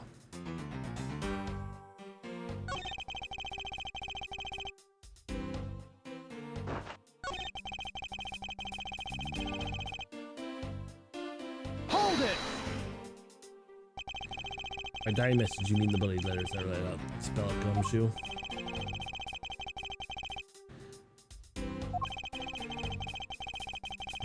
Well, Mr. Edgeworth. There it is. Alright, I'm gonna try the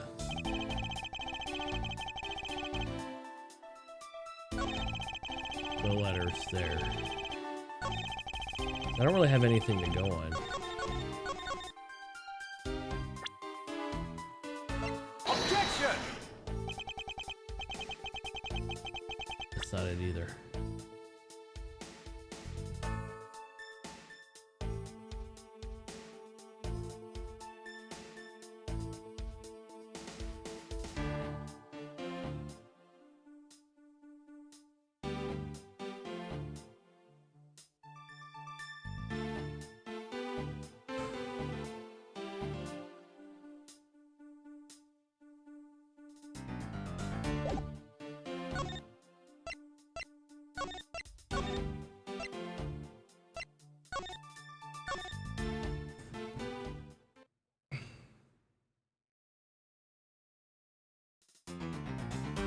Yeah, I don't know.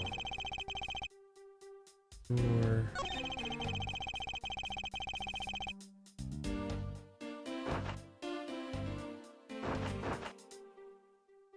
Hold it!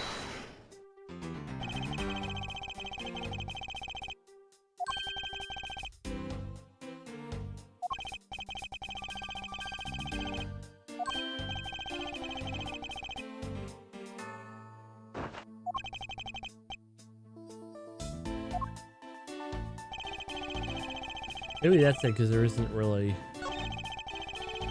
much to...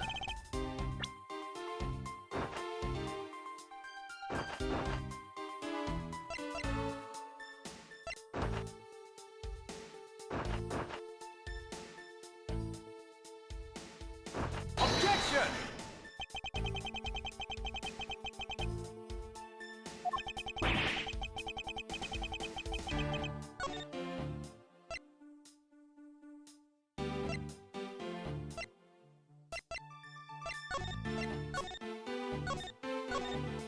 Yeah, I'm fucking up bad.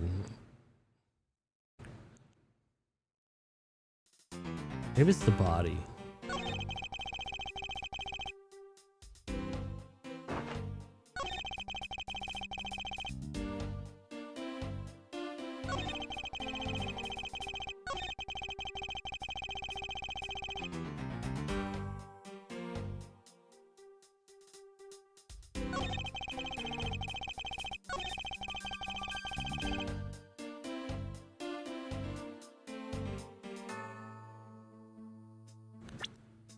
I'll present him here. Objection! Damn. Everything I do is wrong.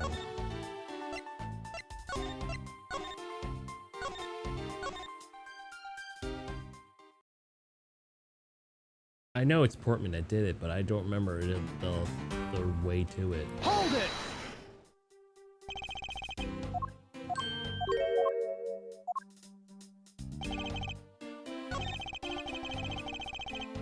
Hold it! Don't you think of narrowly jump to conclusions? You're saying there's another way to other than Master Key. Oh, I get it. Perhaps to spare maybe for someone else.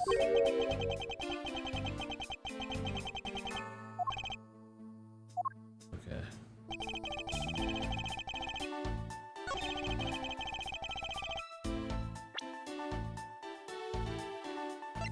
Objection! Key isn't it either.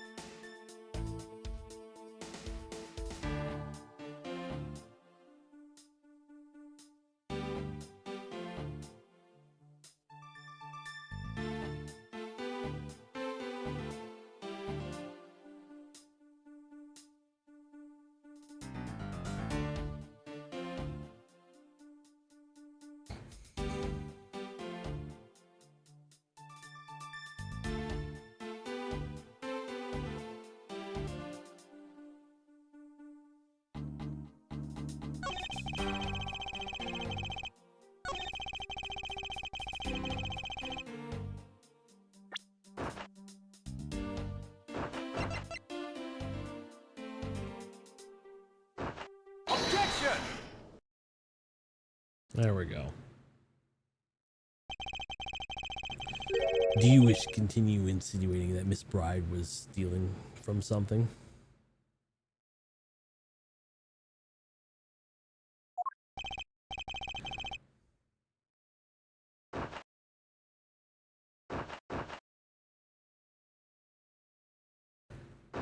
Why not? It's the truth after all. It was also by your logic that we came to the whole thievery conclusion anyway. That may be, but you must be aware that in fact that a secret safe, which existing is only privy to prosecutors. Blah! I find it a little hard to believe that a hidden safe was the part of her cunning plan. But she could have found it by accident. She was turning everything else upside down. I highly doubt that. I say the culprit knew exactly what they were looking for. After all, only the bookshelf and the safe were targeted. Yeah, even I didn't know about the safe, pal. And that means there's no way Maggie could have known about it either. Then what are you proposing? That the killer is the prosecutor? Interesting conclusion. That's definitely looking more probable. What's wrong, prosecutor? You have a different suspect in mind now? Curses, why? What made you? What's with the angry face all of a sudden? It's all my fault. What do you mean? It's Jim. He knew about the existence of secret safes. What did you just say? We were partners. Like inseparable conjoined twins. That's what I told him. I followed him to secret safes. Then that means... Yeah, I know. I only had just told him too. Obviously, I was wrong of me to tell him. I still can't quite possibly believe it'd be the thief that broke into your room. Was probably Jim. Now he's claiming the victim was a thief. And you were simply trying to stop him, weren't you? Miss Maggie Bride. Excuse me? I mean, you are a security guard, right? That's your job. But killing him was going a bit far, even for your risky profession. What the? You're still accusing Maggie of murder? Yes and no. I mean, she stumbled upon Jim, who probably drawn his gun. I get it. It was self-defense, wasn't it? No, I couldn't. I could never do something like that. Not even as a security guard, sir. Plus, even if he was a thief, he wouldn't have had a key to the office. Which is precisely why she should steal it, wouldn't you say? It was Jim who stole the master key. Ah. Pretty impossible if suddenly stolen the key to be here with us, unless you retrieved it from Jim after you killed him. Mr. Portsman, are you honestly accusing your own partner of being a thief? I don't want to admit it, but that's the only way for everything else to make sense. He has no honor. Then I think we're done here. The investigation waits for no man. Would you people be so kind to see yourselves out? You can't kick us out, Mr. Edgeworth's office. Ah, but no one else has been assigned to this case. You are all suspect of varying degrees, and therefore impossible to run the show. Listen, pal, how many times do I have to say this? Maggie can't be the culprit. Detective Gumshoe, calm yourself. But, sir, we have no choice to accommodate his request for now. Haha, thank you, Mr. Edgeworth. At least one of us understands. Now then, If you could remove yourselves from my crime scene, I'd be most grateful. Mark my words, Mr. Portsman. We will meet again.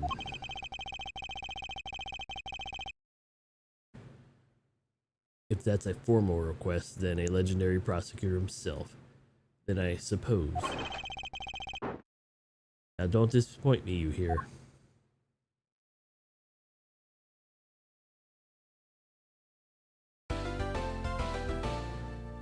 Ooh. Alright. Alright guys, I'll be right back 1 second. 1 sec. Camera.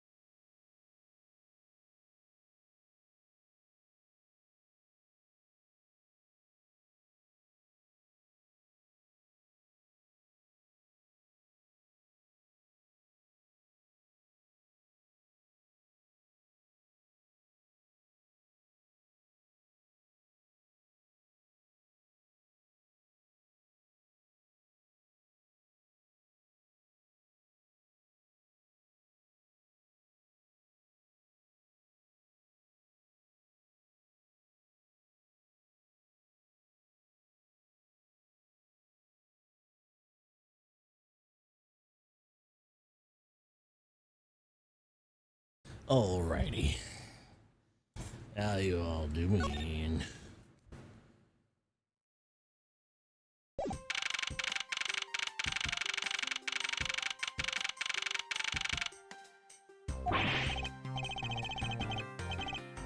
What is with that prosecutor? I can't believe how rude he was. It was unbelievable. Please maintain your professionalism, detective. I'm gonna find some real solid evidence proving that Maggie's innocence. You'll see, sir. But we've been kicked out of the crime scene, sir. True. So then, what now? It looks like my life's fallen into yet another gigantic ditch. Oh, it's Maggie. Oops. Do not despair, Miss Bride. We can overcome this as well. There are many other places and things we should be looking at into anyway. Really, sir? For example, this hallway. The linchpin of this argument is against Miss Bride is related to the master key. In that case, this hallway is the perfect place to look for more information regarding the mystery surrounding my door. Or the mystery surrounding my door. Playing too much of the Castlevania GBA, or not GBA, DS games.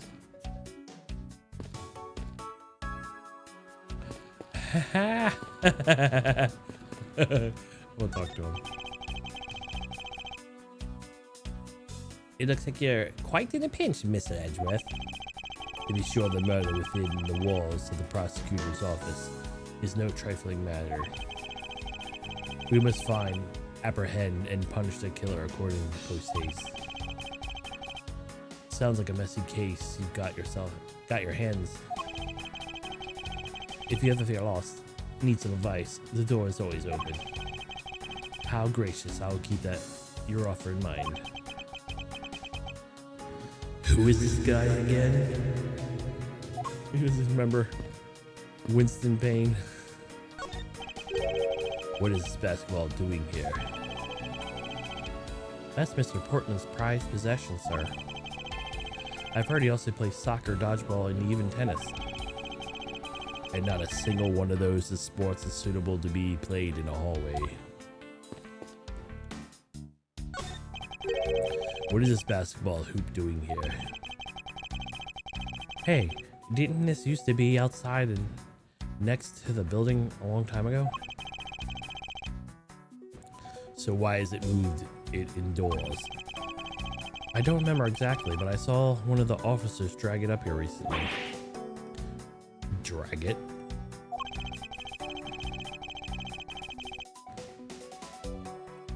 I heard it wouldn't fit in the elevator, so the poor guy had to bring it himself. All the way up to the 12th floor?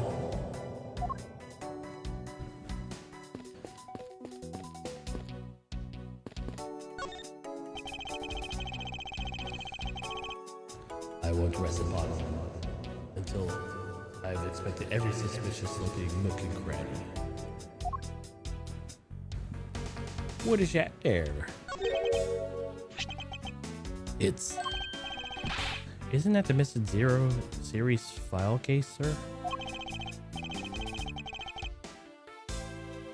No doubt about it, the bloody letters mark clearly as day.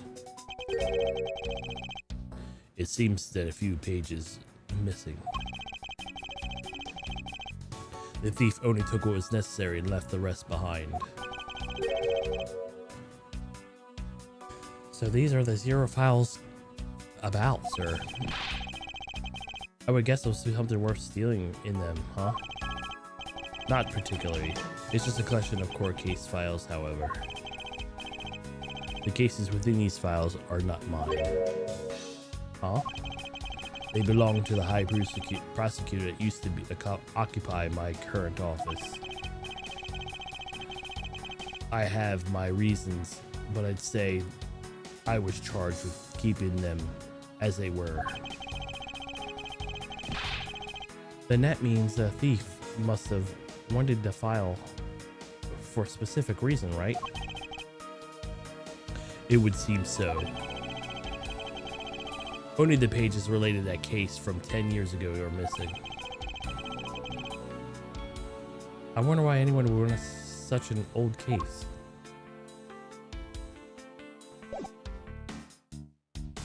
So which case was it?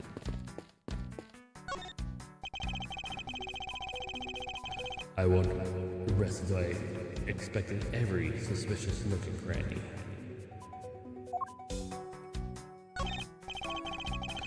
1202. These are 4 numbers on that plate alone proclaim this is to be my office.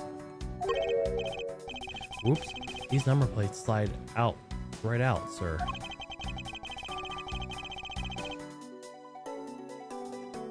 They have been able to take the plate off from the room when it becomes vacant, you know?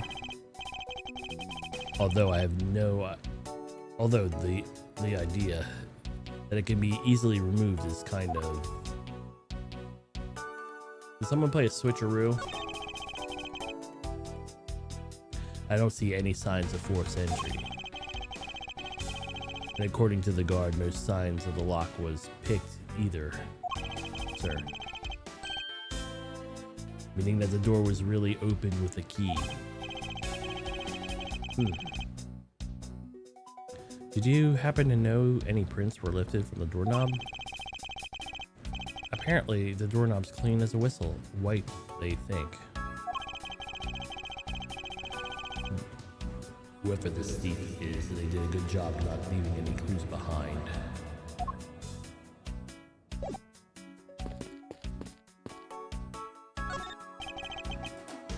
This office. 203. Hey, Maggie. Whose room was this again? It's Mr. Portman, sir. So he's my new neighbor. I see. I suppose he moved in while I was overseas. We haven't talked to you yet, too. Is everything all right? Yes, sir. If you must know, I weighed myself this morning and I'm finally 154 pounds.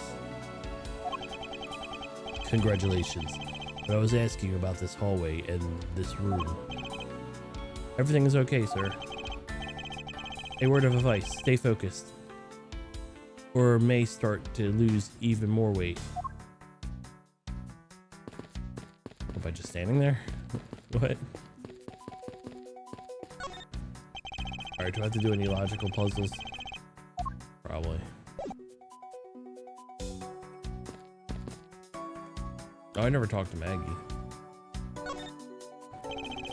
I was wondering if I may speak to you for a bit concerning this case. I've always been a big fan of the courtroom, but this...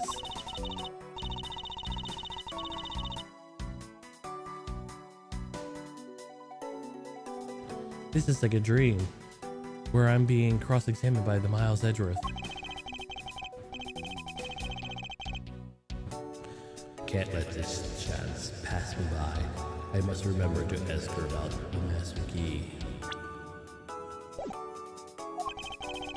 I should jog her memory by showing her notes with the triangle button.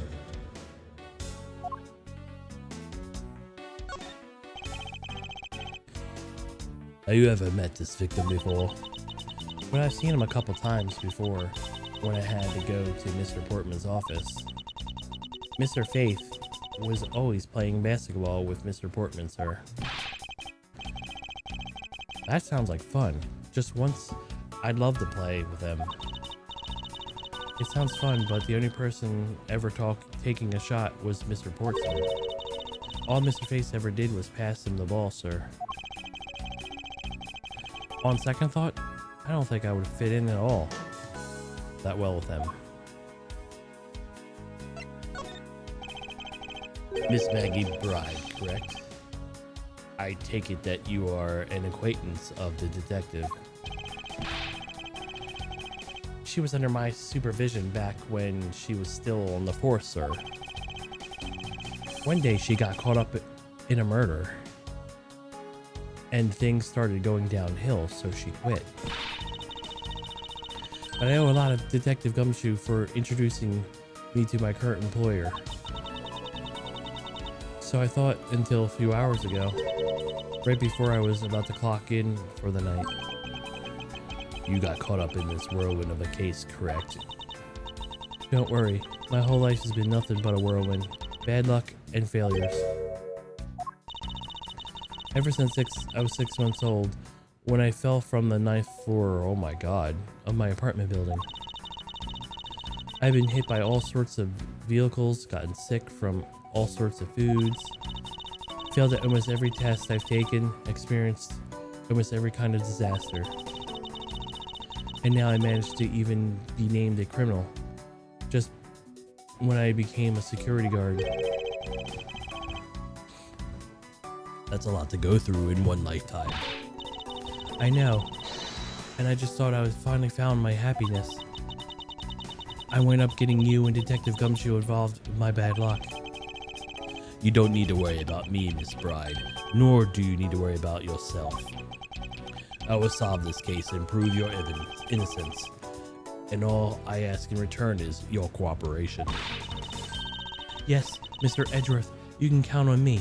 I'll do all that I can help.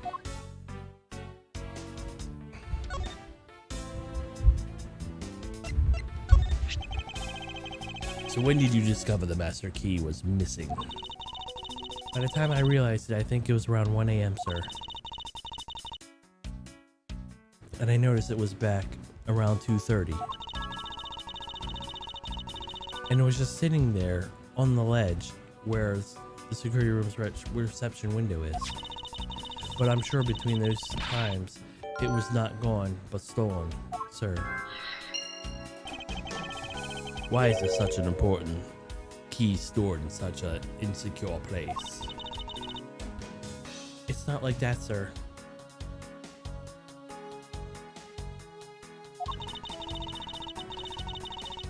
We always keep the key further inside the room, away from the window. You always, you say, except for this time, correct? Well, I admit it was a bit careless, but I had my reasons.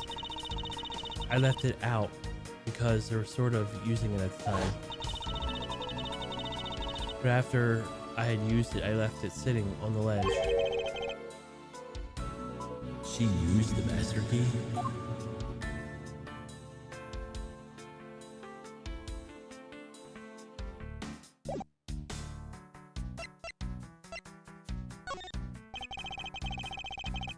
What do you mean by you used the master key? I had to use it to open a door for the prosecutor who had forgotten his key.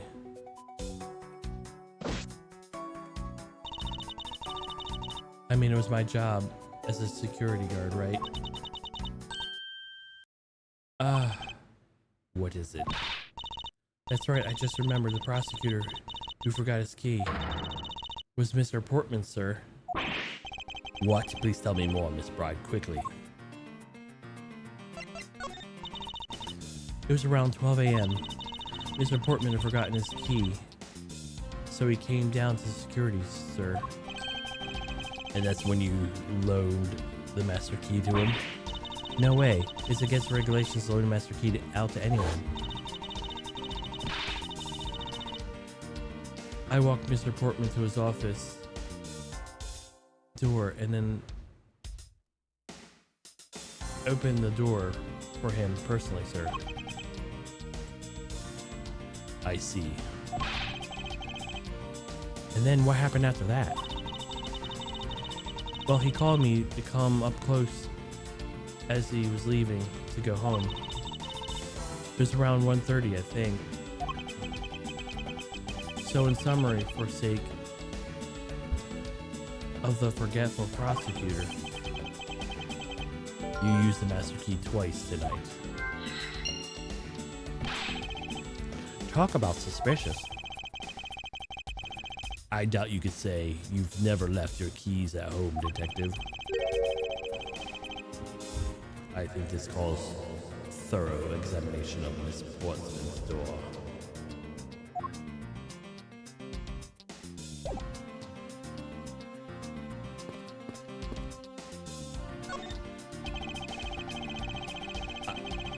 I won't rest until every suspicious nook and cranny. Room 1203. I take it's Mr. Portman's office. Yeah, you can't mistake it because the basketball hoop, sir. Oh, that reminds me, Mr. Portman actually wanted his room 212 really badly. But since you were already occupying it, Mr. Edgeworth, we put him next door, sir.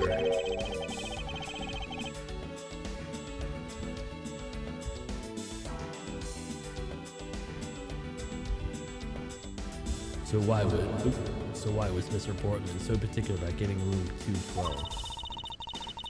I'm not sure, but it's because of something like his birthday is December 2nd. Yep, that's gotta be it. I can't see a reason why. I can think of at least 3. Why am I gonna waste my time thinking of this?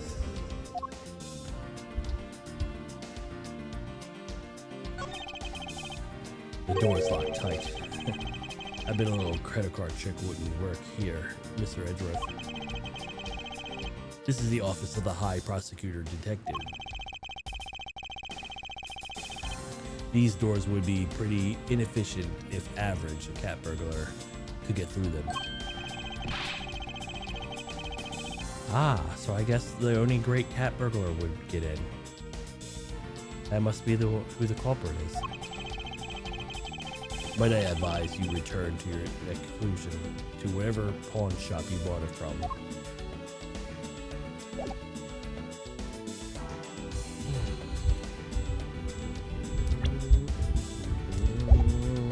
Okay.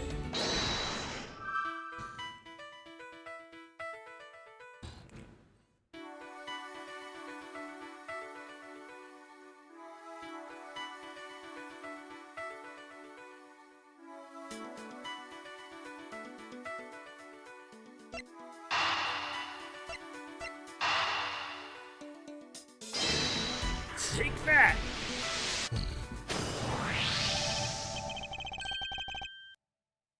Miss Maggie Bride, I'm afraid there's a flaw in your story. What? No way, pal. I mean, sir. You said that you locked up Mr. Portman's office at 1:30, correct? However, the master key has already been stolen at that time. Wow, nothing gets by you, Mr. Edgeworth. You saw the contradiction like a pro.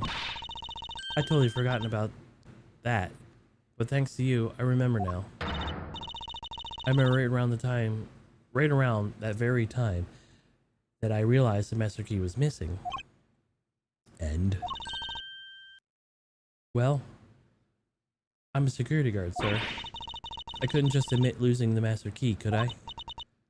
So I pretended to lock up his room, sir. You pretended? Yeah, I used my house key and made it look like I was locking up, sir. So in actuality, you never did relock the door then? Well, I thought maybe I could go lock it after I found the key. Come to think of it, I guess the door still hasn't been locked properly.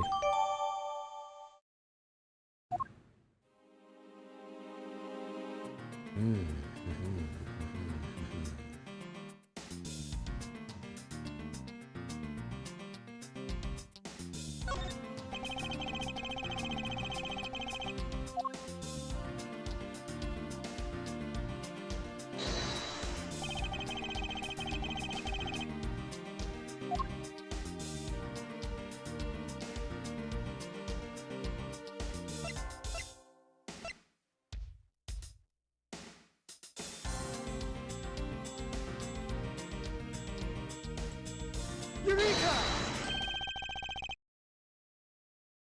There's a contradiction between the reality and the evidence. If what Miss Bride said is true, then this is why this door is locked tight. Huh? You know, you're right. Miss Bride, are you sure you didn't relock this door? I'm certain of it, sir. And I don't think Mr. Portman noticed it himself that I hadn't. Which means what, sir? Either it means that it actually does have the key to this office, or that the door that Miss Bride opened wasn't this one at all, but completely a different one. She opened a different door? But can you prove that? That's easy. Just move the hoop over one. And then change the plates too.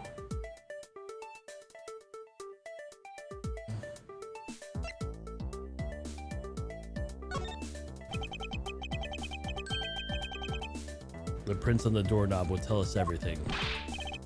Hey you, pal. Hey you. Do us a favor and see what you can find and lift from this, okay? So what did you find out? There is no need to be such a belligerent, nostril flaring detective. Sir, what I found is only Mr. Portman's and Mr. Face doors on the snob. The only two peoples were found on this, huh? That's pretty decisive. Huh? I'm lost, sir. Thinking logically, a certain other person's prints should be on this knob as well. Now then, whose prints would also be on this doorknob? Maggie Brown. Don't you find it odd that the prints of the person who unlocked the door are absent? You mean... Yes, the door that Maggie Bride opened could have not been this one, but a different one.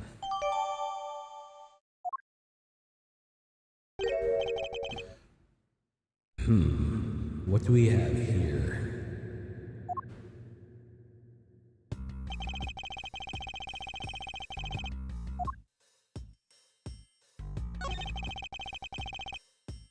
This basketball is property of Mr. Portman. Yes, sir. Yes, sir. I'd always been ready for a match. Basketball, soccer, dodgeball, tennis. It doesn't matter what sport it is. He's game. Although, I think it'd be a little hard to play tennis with this ball. Oh. Isn't that the point that you should be focusing on, detective? You're right, sir. Now I'm gonna know what I would be focusing on. Bad, Mr. Portsman. Someone should teach him to clean up his toys after he's done playing. I think we reached the end of this conversation. I know I should point right at that, but I'm gonna... what is this? What are you looking at, sir? Oh, hey, how about a game? That's okay, detective. I just found the position of this hoop to be a little off. Hey, you're right. Hey, you're right, sir. I guess it shifted when someone seriously made a sweet slam dunk. The position of this hoop is definitely unnatural. I better take note of this. And... what is this? Looks like a scrap piece of paper. I'll get it, sir. Let's see. Oh, there's something written in it.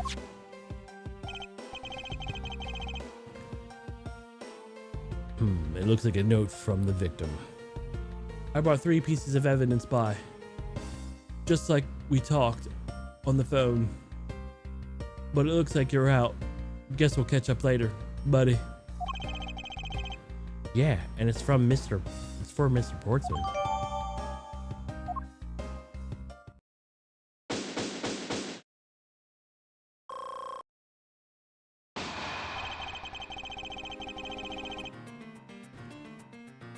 Poking around in the hallways actually paid off quite handsomely.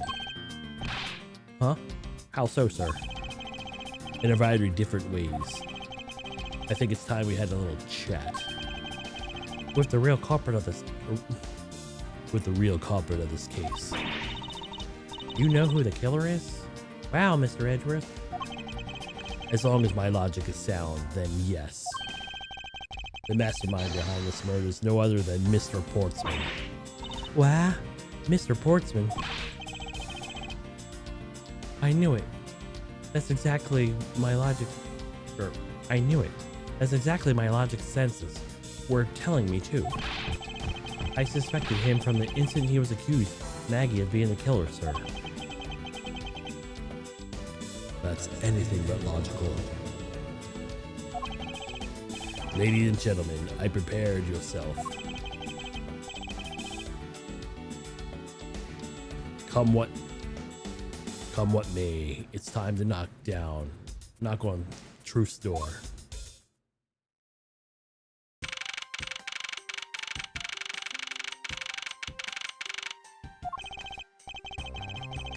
His apartment, I've finished processing the bloody letter, sir. Alright, let's make a gander.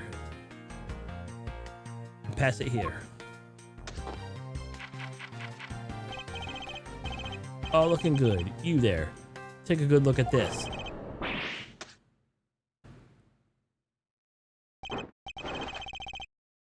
Well, if it isn't Detective Gumshoe. End of line for you, Mr. Portsman. We've got you now. Call off your dog, Edgeworth. Is this some kind of joke?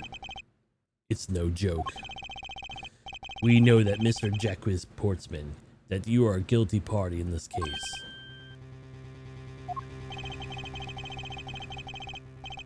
You must be pretty upset getting chased out of your own room. I'd be mad too. So I guess you could say, if you promise to stay out of our way, you intend to hide your crime under the guise of a prosecutor doing his job. I can see the right through you unsightly paper-thin mask you're wearing upon your cowl. Whoever thought that I would have come to this? Actually, come to think of it, your mentor was Manfred von Karma, right? Oh, we're gonna go through this again. The legendary prosecutor who never lost a single case in 40 long years. But there was always this incessant chatter about forged evidence with that guy. Really teaches me that I've got to stay on the lookout for false accusations, you know?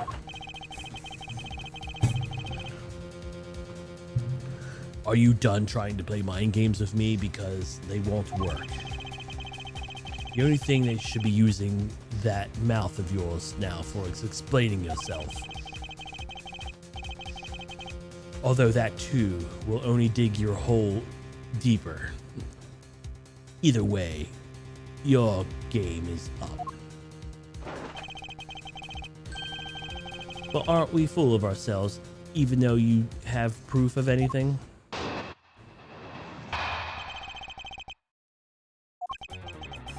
I have no idea what sort of harebrained idea you have in mind, but there's a mountain of evidence that points away from me being the culprit. Besides, how many times I asked, do you propose I unlocked that door and got in here?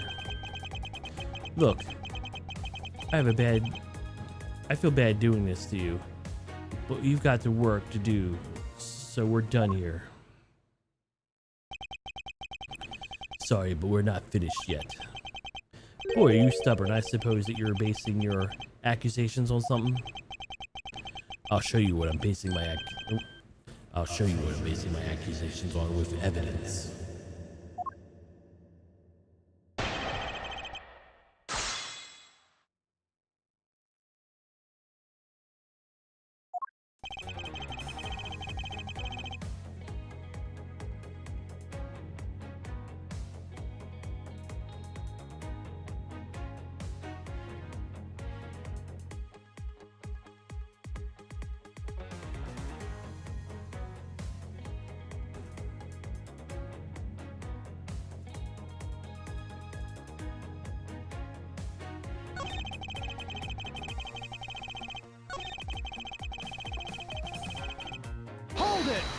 Hold it! Unfortunately, I believe I've already shown you how earlier. Your speculations, I mean, it means nothing. As I still insist that I could have not gained access to your room. What should I do now? Should I raise that objection?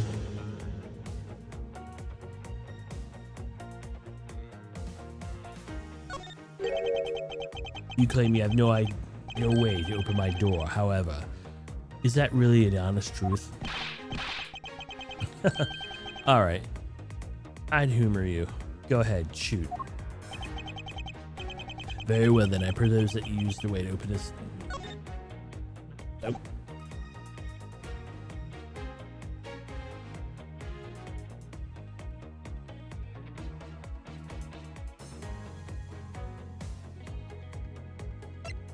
Take that! Take that! I believe you are open to my office door with this, the master key, no less. Objection! Wait. Hold on for a second. I never let a figure on that key, as you already know. Now precisely, you were able to open my door without lifting a single finger. Well, maybe you did, but only to direct.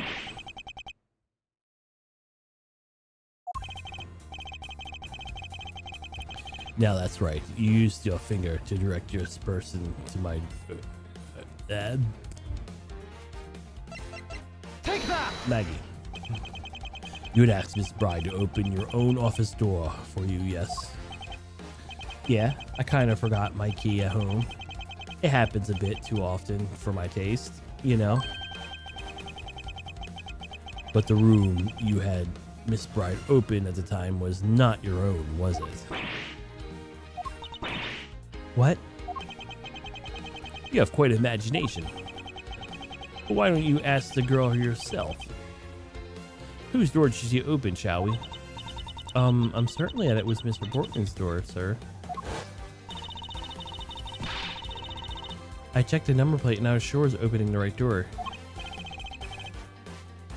See, Miss Bride backs up my story. And yet what if you had misled her to fool her into thinking what you wanted? Ha! And how do you suppose I did that?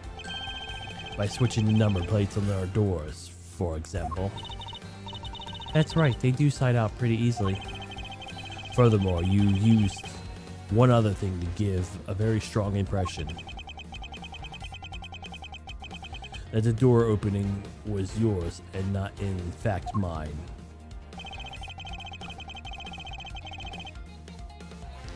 What was it that Miss Portman used to make Miss Bride think it was his room? The nameplate, right? Oh no, the basketball hoop.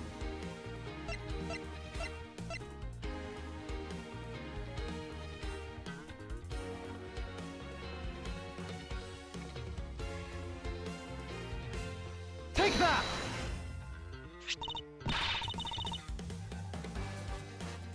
What? The basketball hoop, sir? It was quite peculiar fixture in any hallway, let alone the hallway in this building. Which is why it left an unusually strong impression on you. It was an object perfectly suited to just sit outside a peculiar prosecutor. Blah.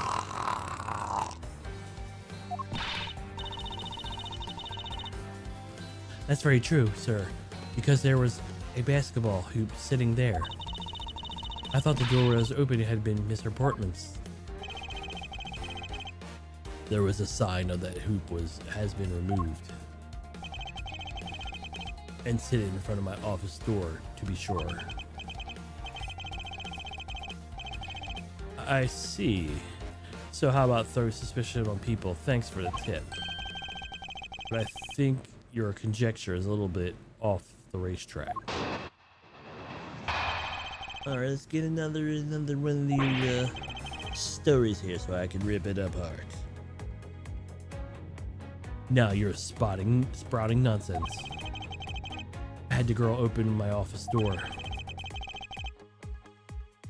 After that, it was in my room the entire time. You don't have a single reason to suspect me. So he intends to claim innocence to the end, does he?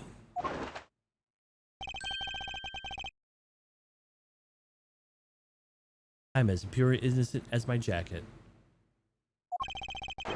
And Miss Bride is as dirty and guilty as the jacket she wears.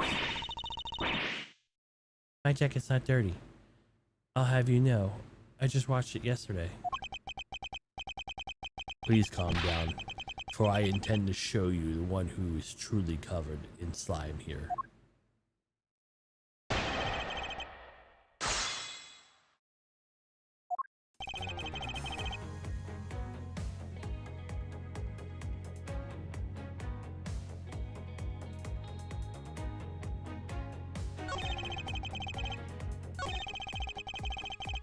Hold it! Hold it! And what were you doing in your office? I was doing my usual training regimen. Training regimen? Were you going through your law books to start to finish? Mainly batting practice and some weights. Oh, and I jog when I get a chance. Wow, you must be buffest prosecutor we have. With the weakest legal muscles, it would seem. I was doing my usual workouts, so...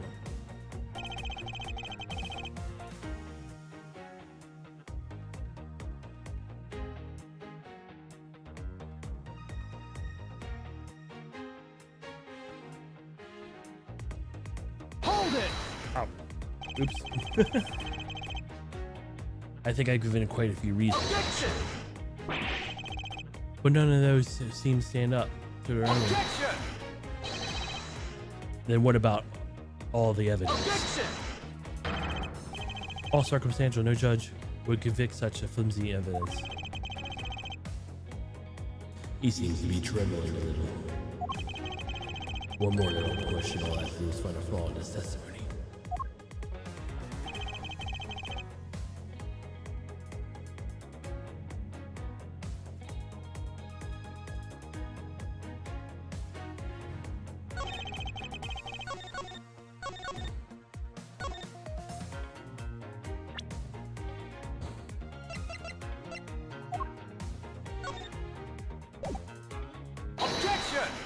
Objection! Objection! That was a lie. What are you talking about? How was that a lie? This note the victim left you, Mr. Portman. A note? It was left under your door. Or did you not notice? And right here it says, but you're out. You were not in your room when the victim came to call on you. So where were you and what were you doing? I shall explain in full detail for you. You're busy snooping around my room, the very room that Miss Bride opened for you. Objection! That's just nonsense. You have no evidence to make that I made that girl open your door for me. Oh, but I do. I have very decisive evidence. No way! This is proof that a positive that you had Miss Bride open the door for you.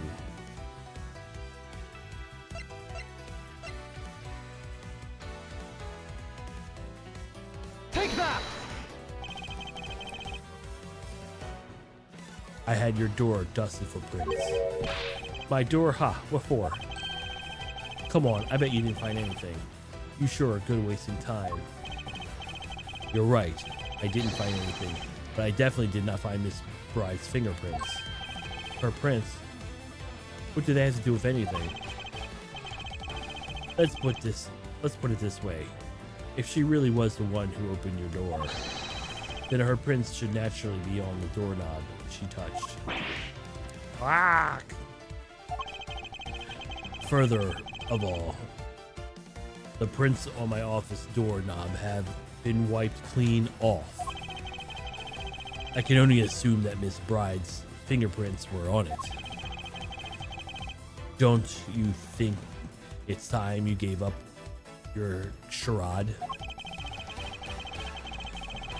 We know you stole into my office with the intent of stealing something from me, and Detective Faith found you out, possibly because he heard sounds coming from a room whose occupant was on leave. Mr. Portman, you killed Mr. Faith to silence him. And then you had the misfortune to return when I did. You had threatened me as you escaped.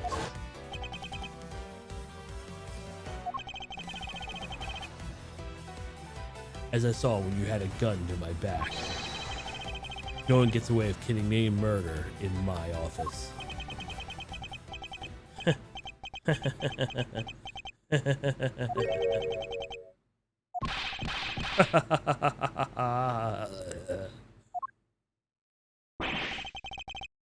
And what's just so funny, pal? We'll look at the stiff seriousness on the face of this office finest prosecutor, as he makes this huge mistake in accusing me of simply too much to bear. And that's just nothing else like it in the world. What? Mr. Edgeworth just explained it all, and you even backed it up. You're the murderer. Stop trying to be slippery and just admit the crime already. As if I said earlier, it is also circumstantial, full of conjecture. You have to say, check my doorknob for prints. Well, I can readily confess that I had wiped that doorknob down well. It's my little excessive compulsion, you see. I didn't want to touch a doorknob that you had touched, which is why I wiped the doorknob as soon as I could after you opened the door. After that, it makes perfect sense for only Jim and my own prints to be on the door there. You made it up just now, didn't you? Furthermore, as for the note Jim left for me, do you know exactly when it was? For all we know, it could have left before I arrived at the office. Like earlier evening, for example. Are you saying you failed to notice a note in your doorway? Hey, even Jeeves fails at times. I was probably preoccupied with work-related matters, although that's no excuse. That's just a flat-out lie. There's no way you didn't notice the note size. Notice a note that size. Well, can you prove that you can? Say something, Miss Edgeworth. Back me up here, sir. Portman makes a good point. I can't prove that he didn't simply overlook it.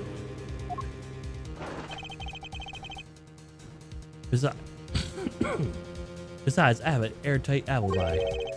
Airtight, you say? I only just realized I had one as we were talking. I guess it would have been better for all of us if I had told you sooner.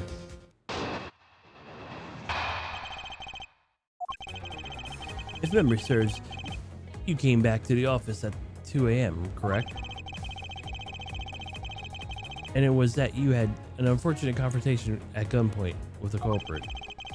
But exactly at that time, I was down in criminal affairs.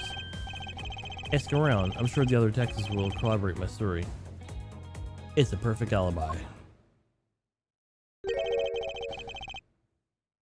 Do you really think it's that perfect? Like I said, I don't care. Just ask around all you like. See it for yourself. Detective Gumshoe. Yes, sir. I'll go check out his alibi. Be right back. Mr. Edgeworth, sir. I think we're in trouble. It's just like Mr. Pertman said. The guys down in Criminal Affairs said they saw him around 2 a.m. You see?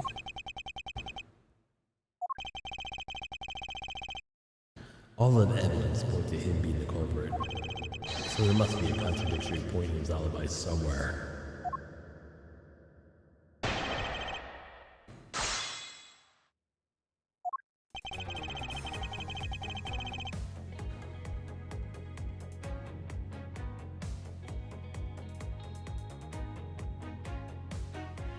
Hold it! You are correct, around 2 a.m. Are you sure? It's really important to me that you're on the spot with this.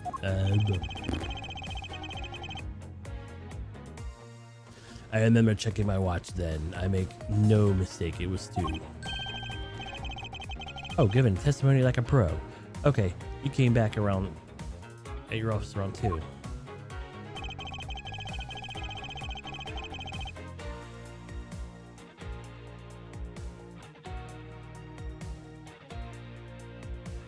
Hold it!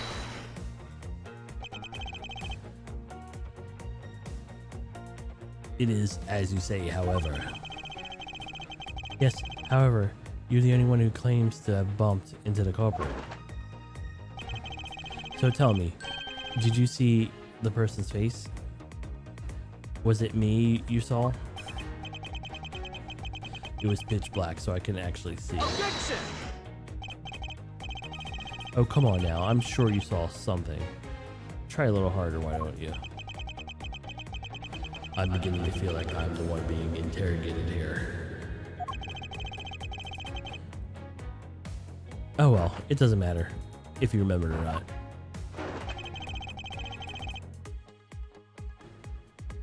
It only matters if you ran into the culprit. Hold it! So you said the Criminal Affairs Department visit? Yep. Right after I left the prosecutor's building, I headed straight to the precinct.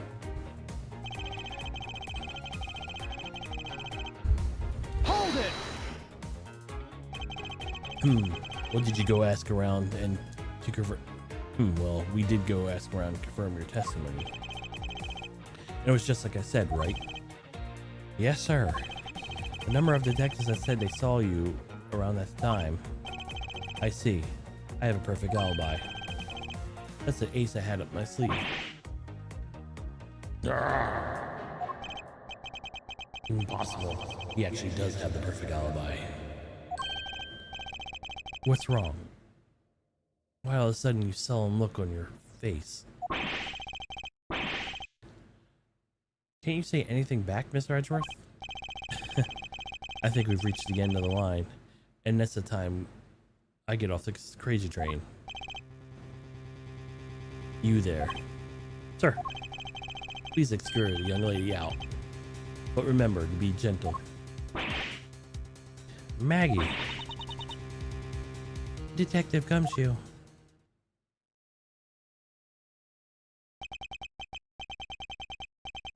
Is there nothing I can do? There must be a way to turn this situation around. If only I had a clue. Did I miss something that can help me doubt his alibi? I need to calmly think it through. One more time with logic.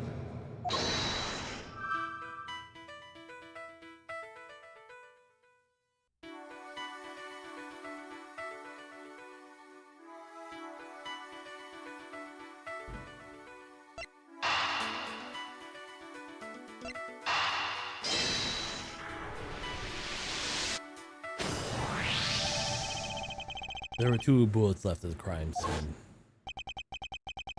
One that robbed Mr. Face's life. And one that nearly robbed me of my jacket. However, the murder weapon only shows signs of being fired once. Meaning this is entirely possible that a second gun was used in my office tonight. But seeing how the killer had to steal Mr. Faith's gun, I doubt the killer had another gun up their sleeve. Therefore, the second gun could have probably of an entirely different person, which could mean that another person who paid visit to my office tonight.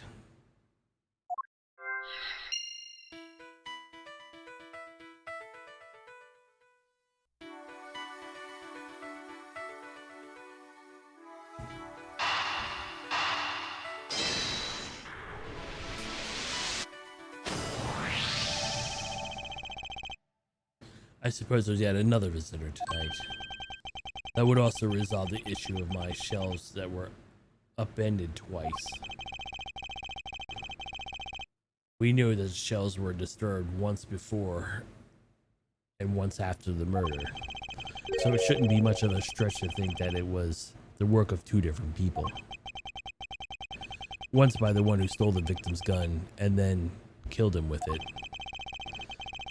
And then once again after the murder, the second culprit, who was the owner of the second gun. If we suppose that the second culprit's gun was the one that was pointed at my back. Objection! Mr. Portman, it seems that I need to amend my assumptions regarding this case. Great. So you finally come to your senses. Mr. Edgeworth. Sir, what are you saying? This has been a big misunderstanding on my part from the start. I'd assumed that the person I ran into was the killer, but that may not be the case. What do you mean? The person I ran into was just your address thief. A thief? But sir, doesn't that cause some sort of contradiction in the facts? Not at all. It simply means the killer was someone else. And that means there's actually two culprits that stole into my office tonight. What do you mean two? It explains that both of my shelves were disturbed twice, and how there were two guns. Mr. Portman tricked Miss Bride to gain entry into my office. Now you're just leading the argument. You don't have any actual proof, you know. If you could please go along with your hypothetical scenario for Mr. Portsman. In the end, if there's really an innocent, you should have nothing to worry about.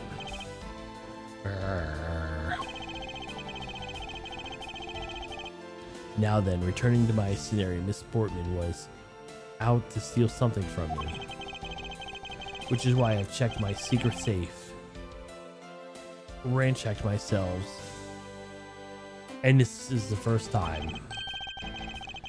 So this would be the files that were put back in the wrong order, right? Correct. And then when Justin was about to look somewhere else, who should walk in on his own partner, Mr. Faith? Why did Mr. Faith come in your room, sir? He probably had business with Mr. Portsman, which is why he was in the area. But when he noticed the sound coming from my office, would be my guess. Because you were supposed to be away, right? And he must have thought that it was odd, so he came into this office to check it out. Correct.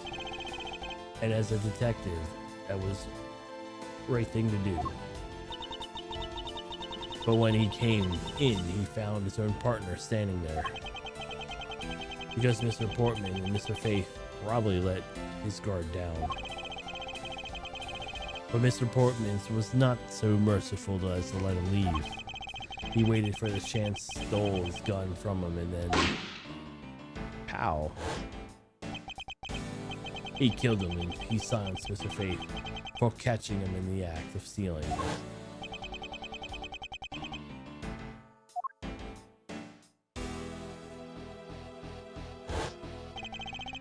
This was from the moment in which we speak the first shot was fired, and the one landed into my files.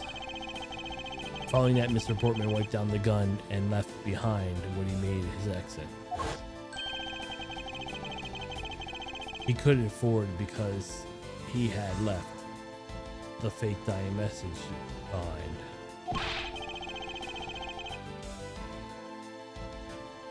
You're such a complicated troublemaker, you know that? Well, things were so simple as that it would be solved, however. There was yet another visitor in my room, and this is where his ghost gets complicated. But there was another visitor, sir. Yes, and the other person's objective was to steal something from me. Now then, even after Mr. Portman's left, the door to my office remained unlocked.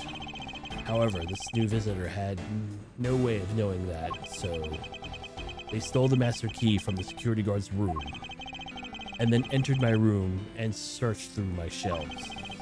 This was the second time that we were disturbed, and it seems the thief found their prize. Stolen the Zero Fire, right, sir? Correct. I knew the thief was about to leave when the file appeared. I appeared. The thief then threatened me with his own gun and made their escape. The second bullet was fired during a brief encounter. So the shells are getting messed up twice. The two bullets. It was all because two different people were doing those things 2 different times. Precisely. So now do you see, Mr. Portman? The person I met was just a thief, and was not, in fact, Mr. Face Killer. Your alibi for the time frame in which I ran the other people is now irrelevant. Because we know that the murder took place during the first culprit's visit. Objection!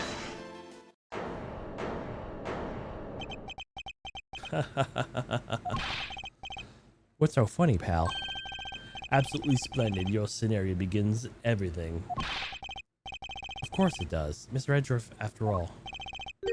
But you know, still, doesn't that change the fact that it's a circumstantial?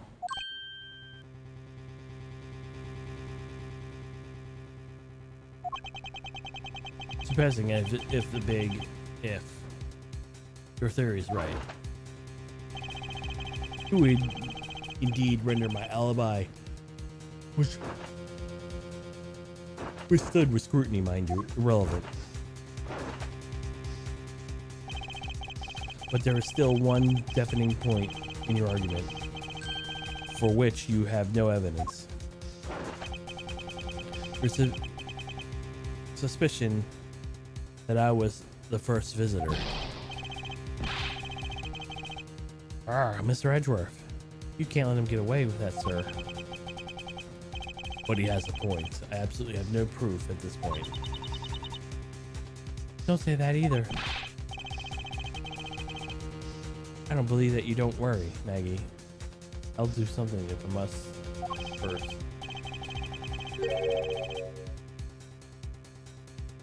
You know something? I find your attitude to be somewhat peculiar, Miss Edgeworth. If the person you met was actually just plain old thief, why is that person not your main suspect? That is, your theory is correct.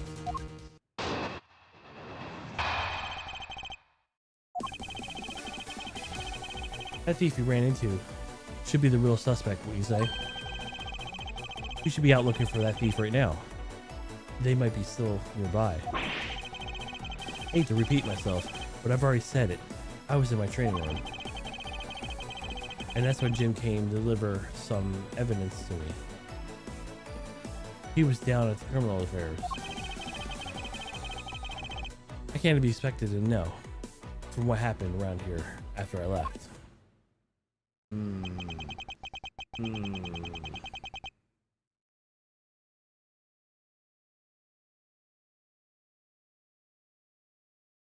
So you think we should be out there looking for that thief? Of course, isn't time to having these dead-end discussions. I don't think it's dead-end. I'll find your alibi to be fascinating. Let's continue where we left off, shall we?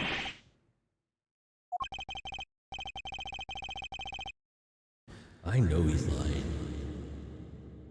I know he was there at the scene of the crime. He just find a way to prove it.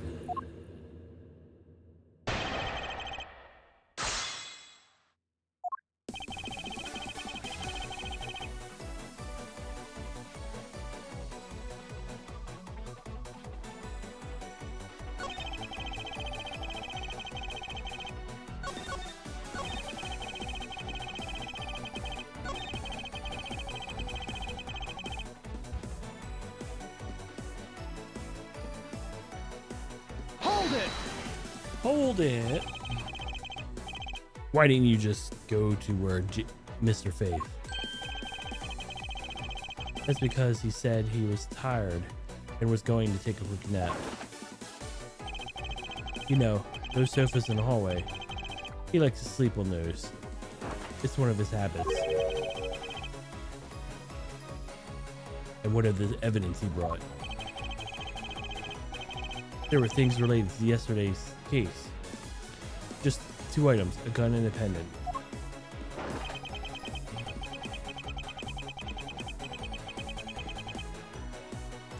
Interesting, this place. Suspect seems to be too crucial. Let's sit through the cracks.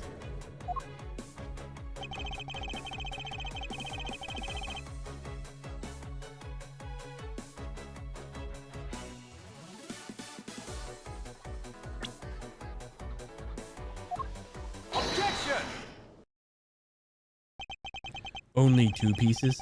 I believe the proper phrase here is, you fail. Excuse me? You fail as the prosecutor. Mr. Portman, as you're intended to keep the evidence hidden from me. What are you talking about? I haven't hidden anything from you.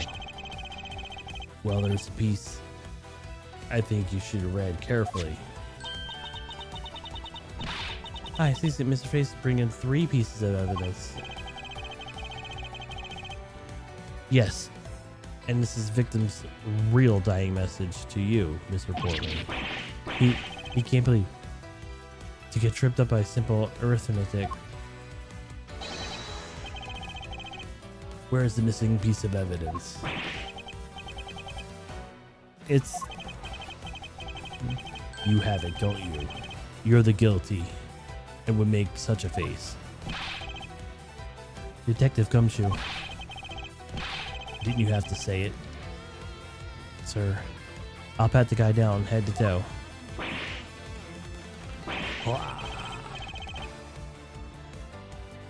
What? Don't come any closer. I'm warning you. This is all part of the investigation, pal. So don't even think about stopping me. No. Hey, what's this? He had it on him, sir. Despite what you said, it would appear that you do have something to hide. But why would he hide something like that? There's only one reason why he would hide evidence like this caliber. Is because it would include the point that the person himself was a real killer. No. Let's examine this videotape a little bit more in detail for the section of this tape that would drive at the last nail in the coffin.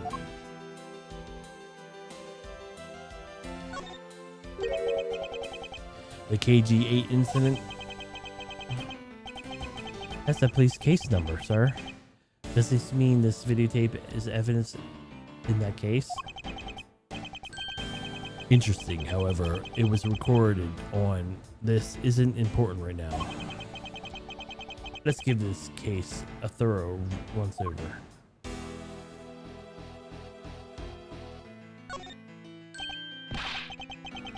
Ah, that's blood, isn't it? Yes, and I believe this is where the good prosecutor was trying to hide from us.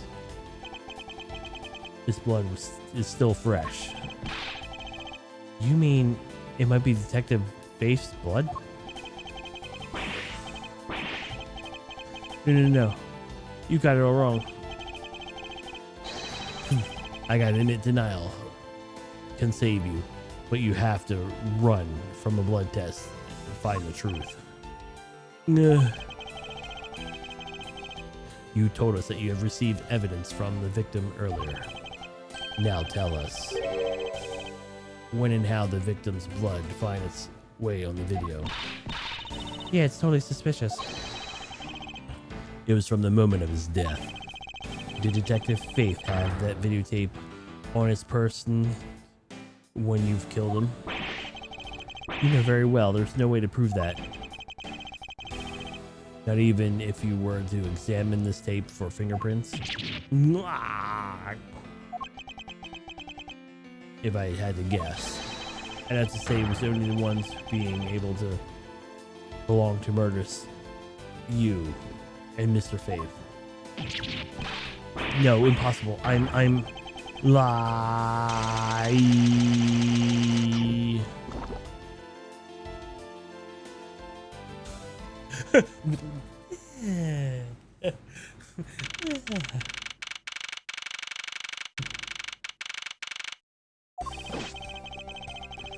Mr. Portman's been placed on arrest for the murder of Detective Buddy Face, sir. Very good. And the results have come back in the lab text. The tape turned out to be real solid, sir. The blood work that came back was definitely Mr. Faith's blood on there. As a bonus, they were able to lift a few of Mr. Faith's fingerprints as well. Thank you so much, Mr. Edgeworth. Still, I can't believe I got your cool deduction skills. I can't believe you still got your cool deduction skills out of the courtroom. I'm impressed beyond words, sir. It's nothing. I'm just sorry that I got caught up in a murder in my office. Please accept my apologies. Oh, it's nothing really, compared to what I've been through. I mean, I consider myself lucky that only a burglary and a murder this time, sir. If it had been a holdup or a hostage situation, I would have thrown my hands up in the air. I think I finally risen up to the goddess of misfortune, to just an unlucky person. Something tells me we should have hired a different person for security detail. You know something, sir? Mr. Portman was really the one who was corrupt prosecutor. And you would say that he was corrupt? Well, I heard that there was a number of suspicious things related to the court cases. There was even rumors about how some of the evidence he uses was forged, sir. Forged evidence, huh? And they say he even decided not to prosecute a few cases for some really vague reasons.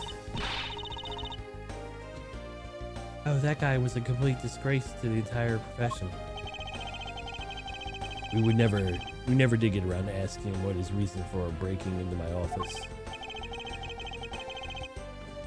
Yeah, whenever we got that near that topic, he just clammed up. Although we can pretty certain that it was to steal something. This is just between you and me, sir, but there's a rumor that some sort of huge organization was involved behind the scenes. Oh, well. If Mr. Portman's not willing to divulge anything, it certainly lends the credence to that rumor. It would seem we haven't heard this last. Huh? Mr. Portman isn't the bad guy? I didn't say that, but rather, there are still many more mysteries here for us to solve. For example, we haven't figured out the significant piece of evidence.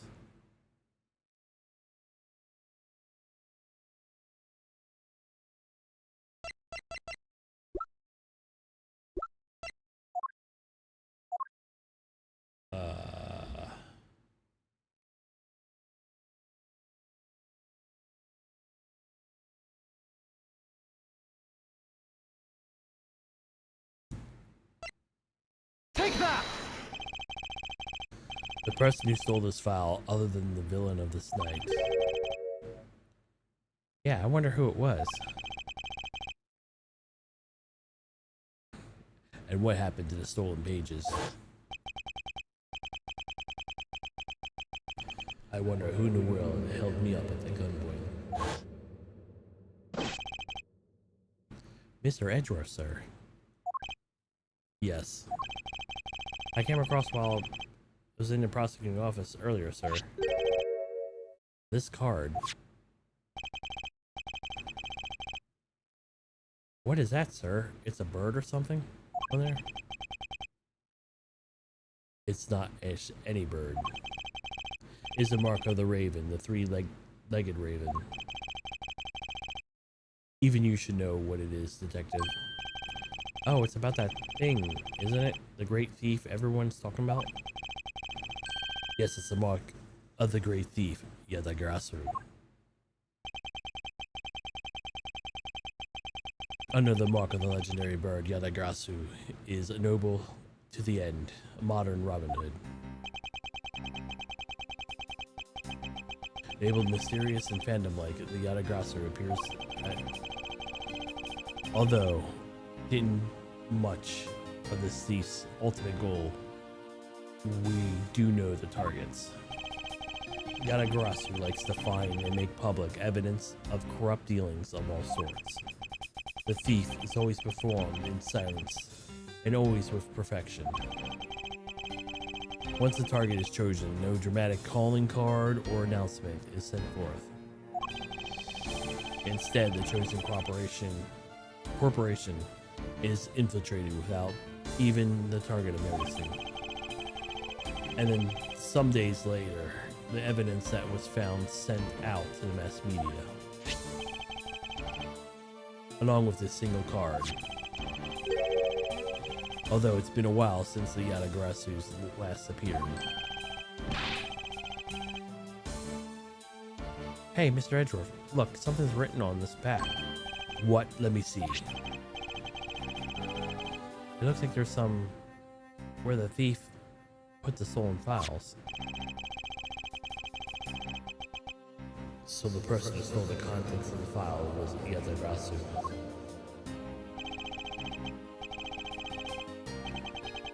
Yadagrasu organization.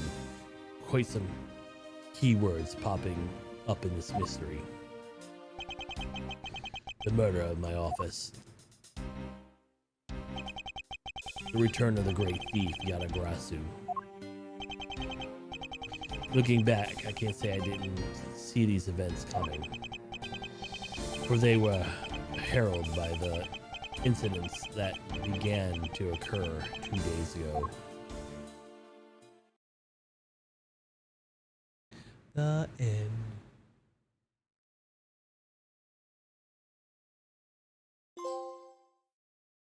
Turnabout visitor, save your progress.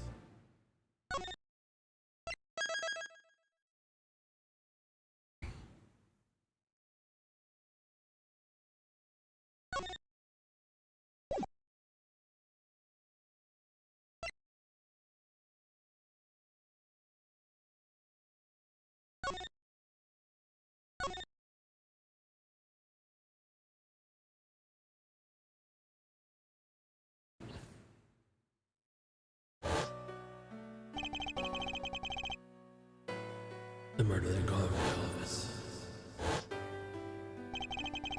Return of the great thief, Yadagrasu.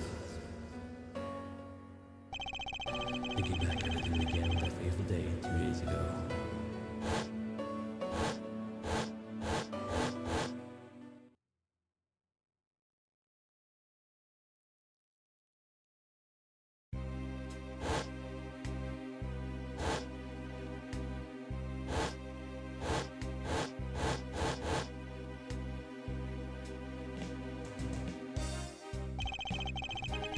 Yes, everything began in the air, 9,000 feet in the air to be precise.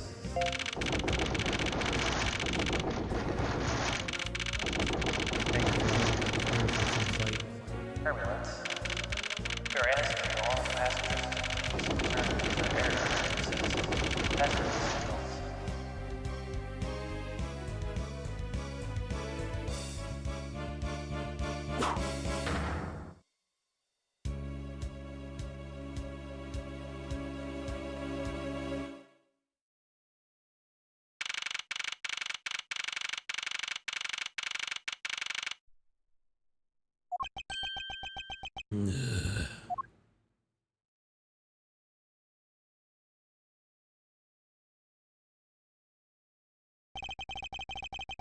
Why do I feel like I just woke up from a horrible nightmare?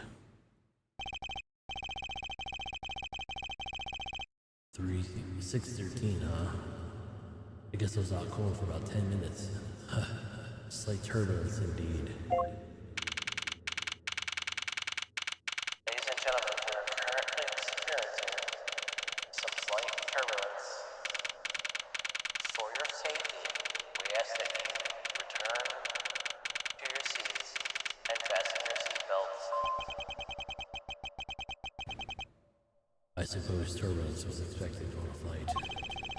Although admittedly, I'm less comfortable with anything resembling earthquakes.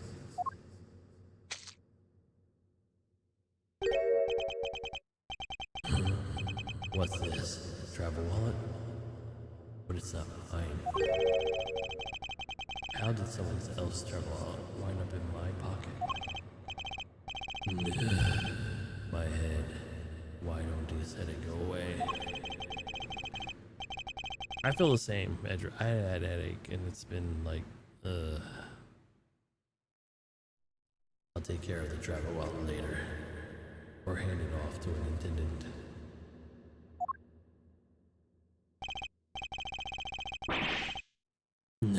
From the earthquake like turbulence to an elevator.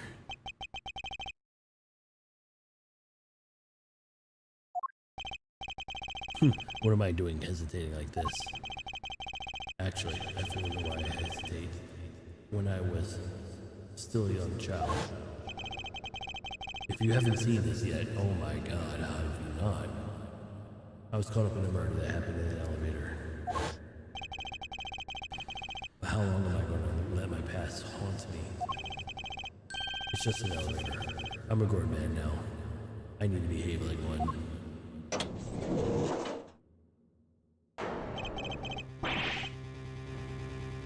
Ooh, what the? What in the world happened?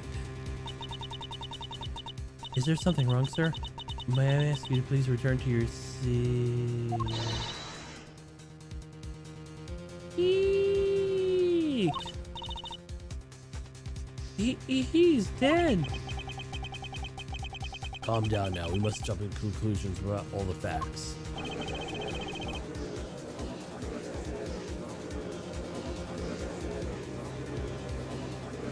What's wrong? Did something happen? You murderer.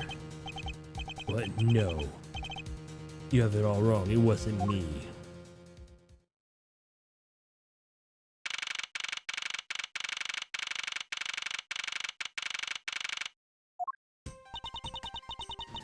Everyone, I'm sorry to interrupt, but we have an important announcement. I am one of your flight attendants, Rhonda Tenario. I probably butchered that.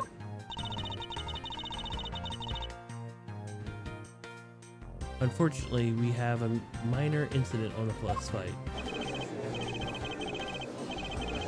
An accident? Don't treat us like we're stupid. I caught a glimpse of that. It was a murder. What? A murder? What's going on in this flight? Everyone, please calm down. There's no reason to panic.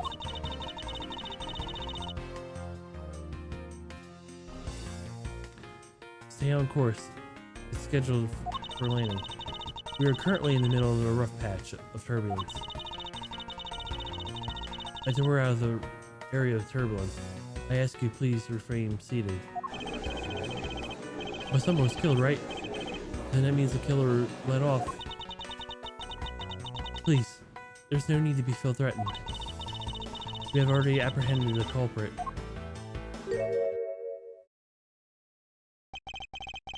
I ask that everyone please remain calm. What the heck is he talking about? Why should we remain calm? My name is Miles Edgeworth. I'm a prosecutor, and I'll assure you I am not the killer. Ha! Being a prosecutor doesn't make you incapable of murder, buddy. But now you listen here. I am not the killer. Simply found the body. You say so, however. I am sure that you're a perpetrator of this crime. I swear on my honor as a professional flight attendant. Oh, is that right? I know what I saw. And there's even a very strong, incriminating evidence to back me up. What kind of incriminating evidence are you talking about? We already alerted the proper authorities to our destination. Until we land, you will remain in your custody by the power vested by our captain. I'm very pleased to understand the situation. Your situation? I'm concerned about mine and the direction it's going in. I'm not about to sit around idly by getting accused of murder.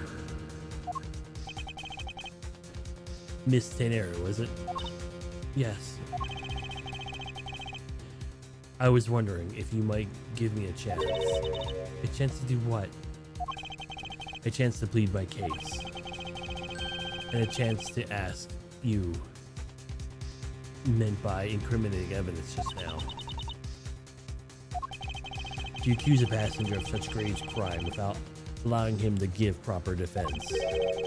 Can the professional flight attendant inside of you really call this righteous? You have a point.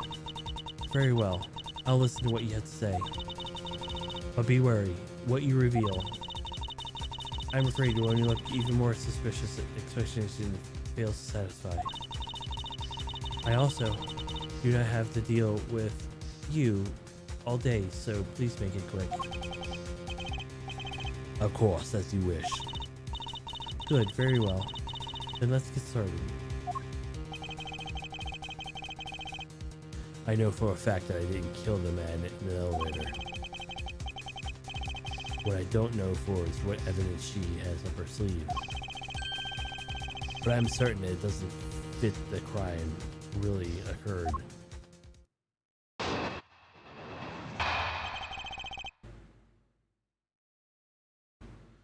Alright. Guys, I think that's about it for tonight. I will resume on Monday for episode 2. Alright. I want to thank you all for watching, and we will continue from there. Alrighty, guys. Peace.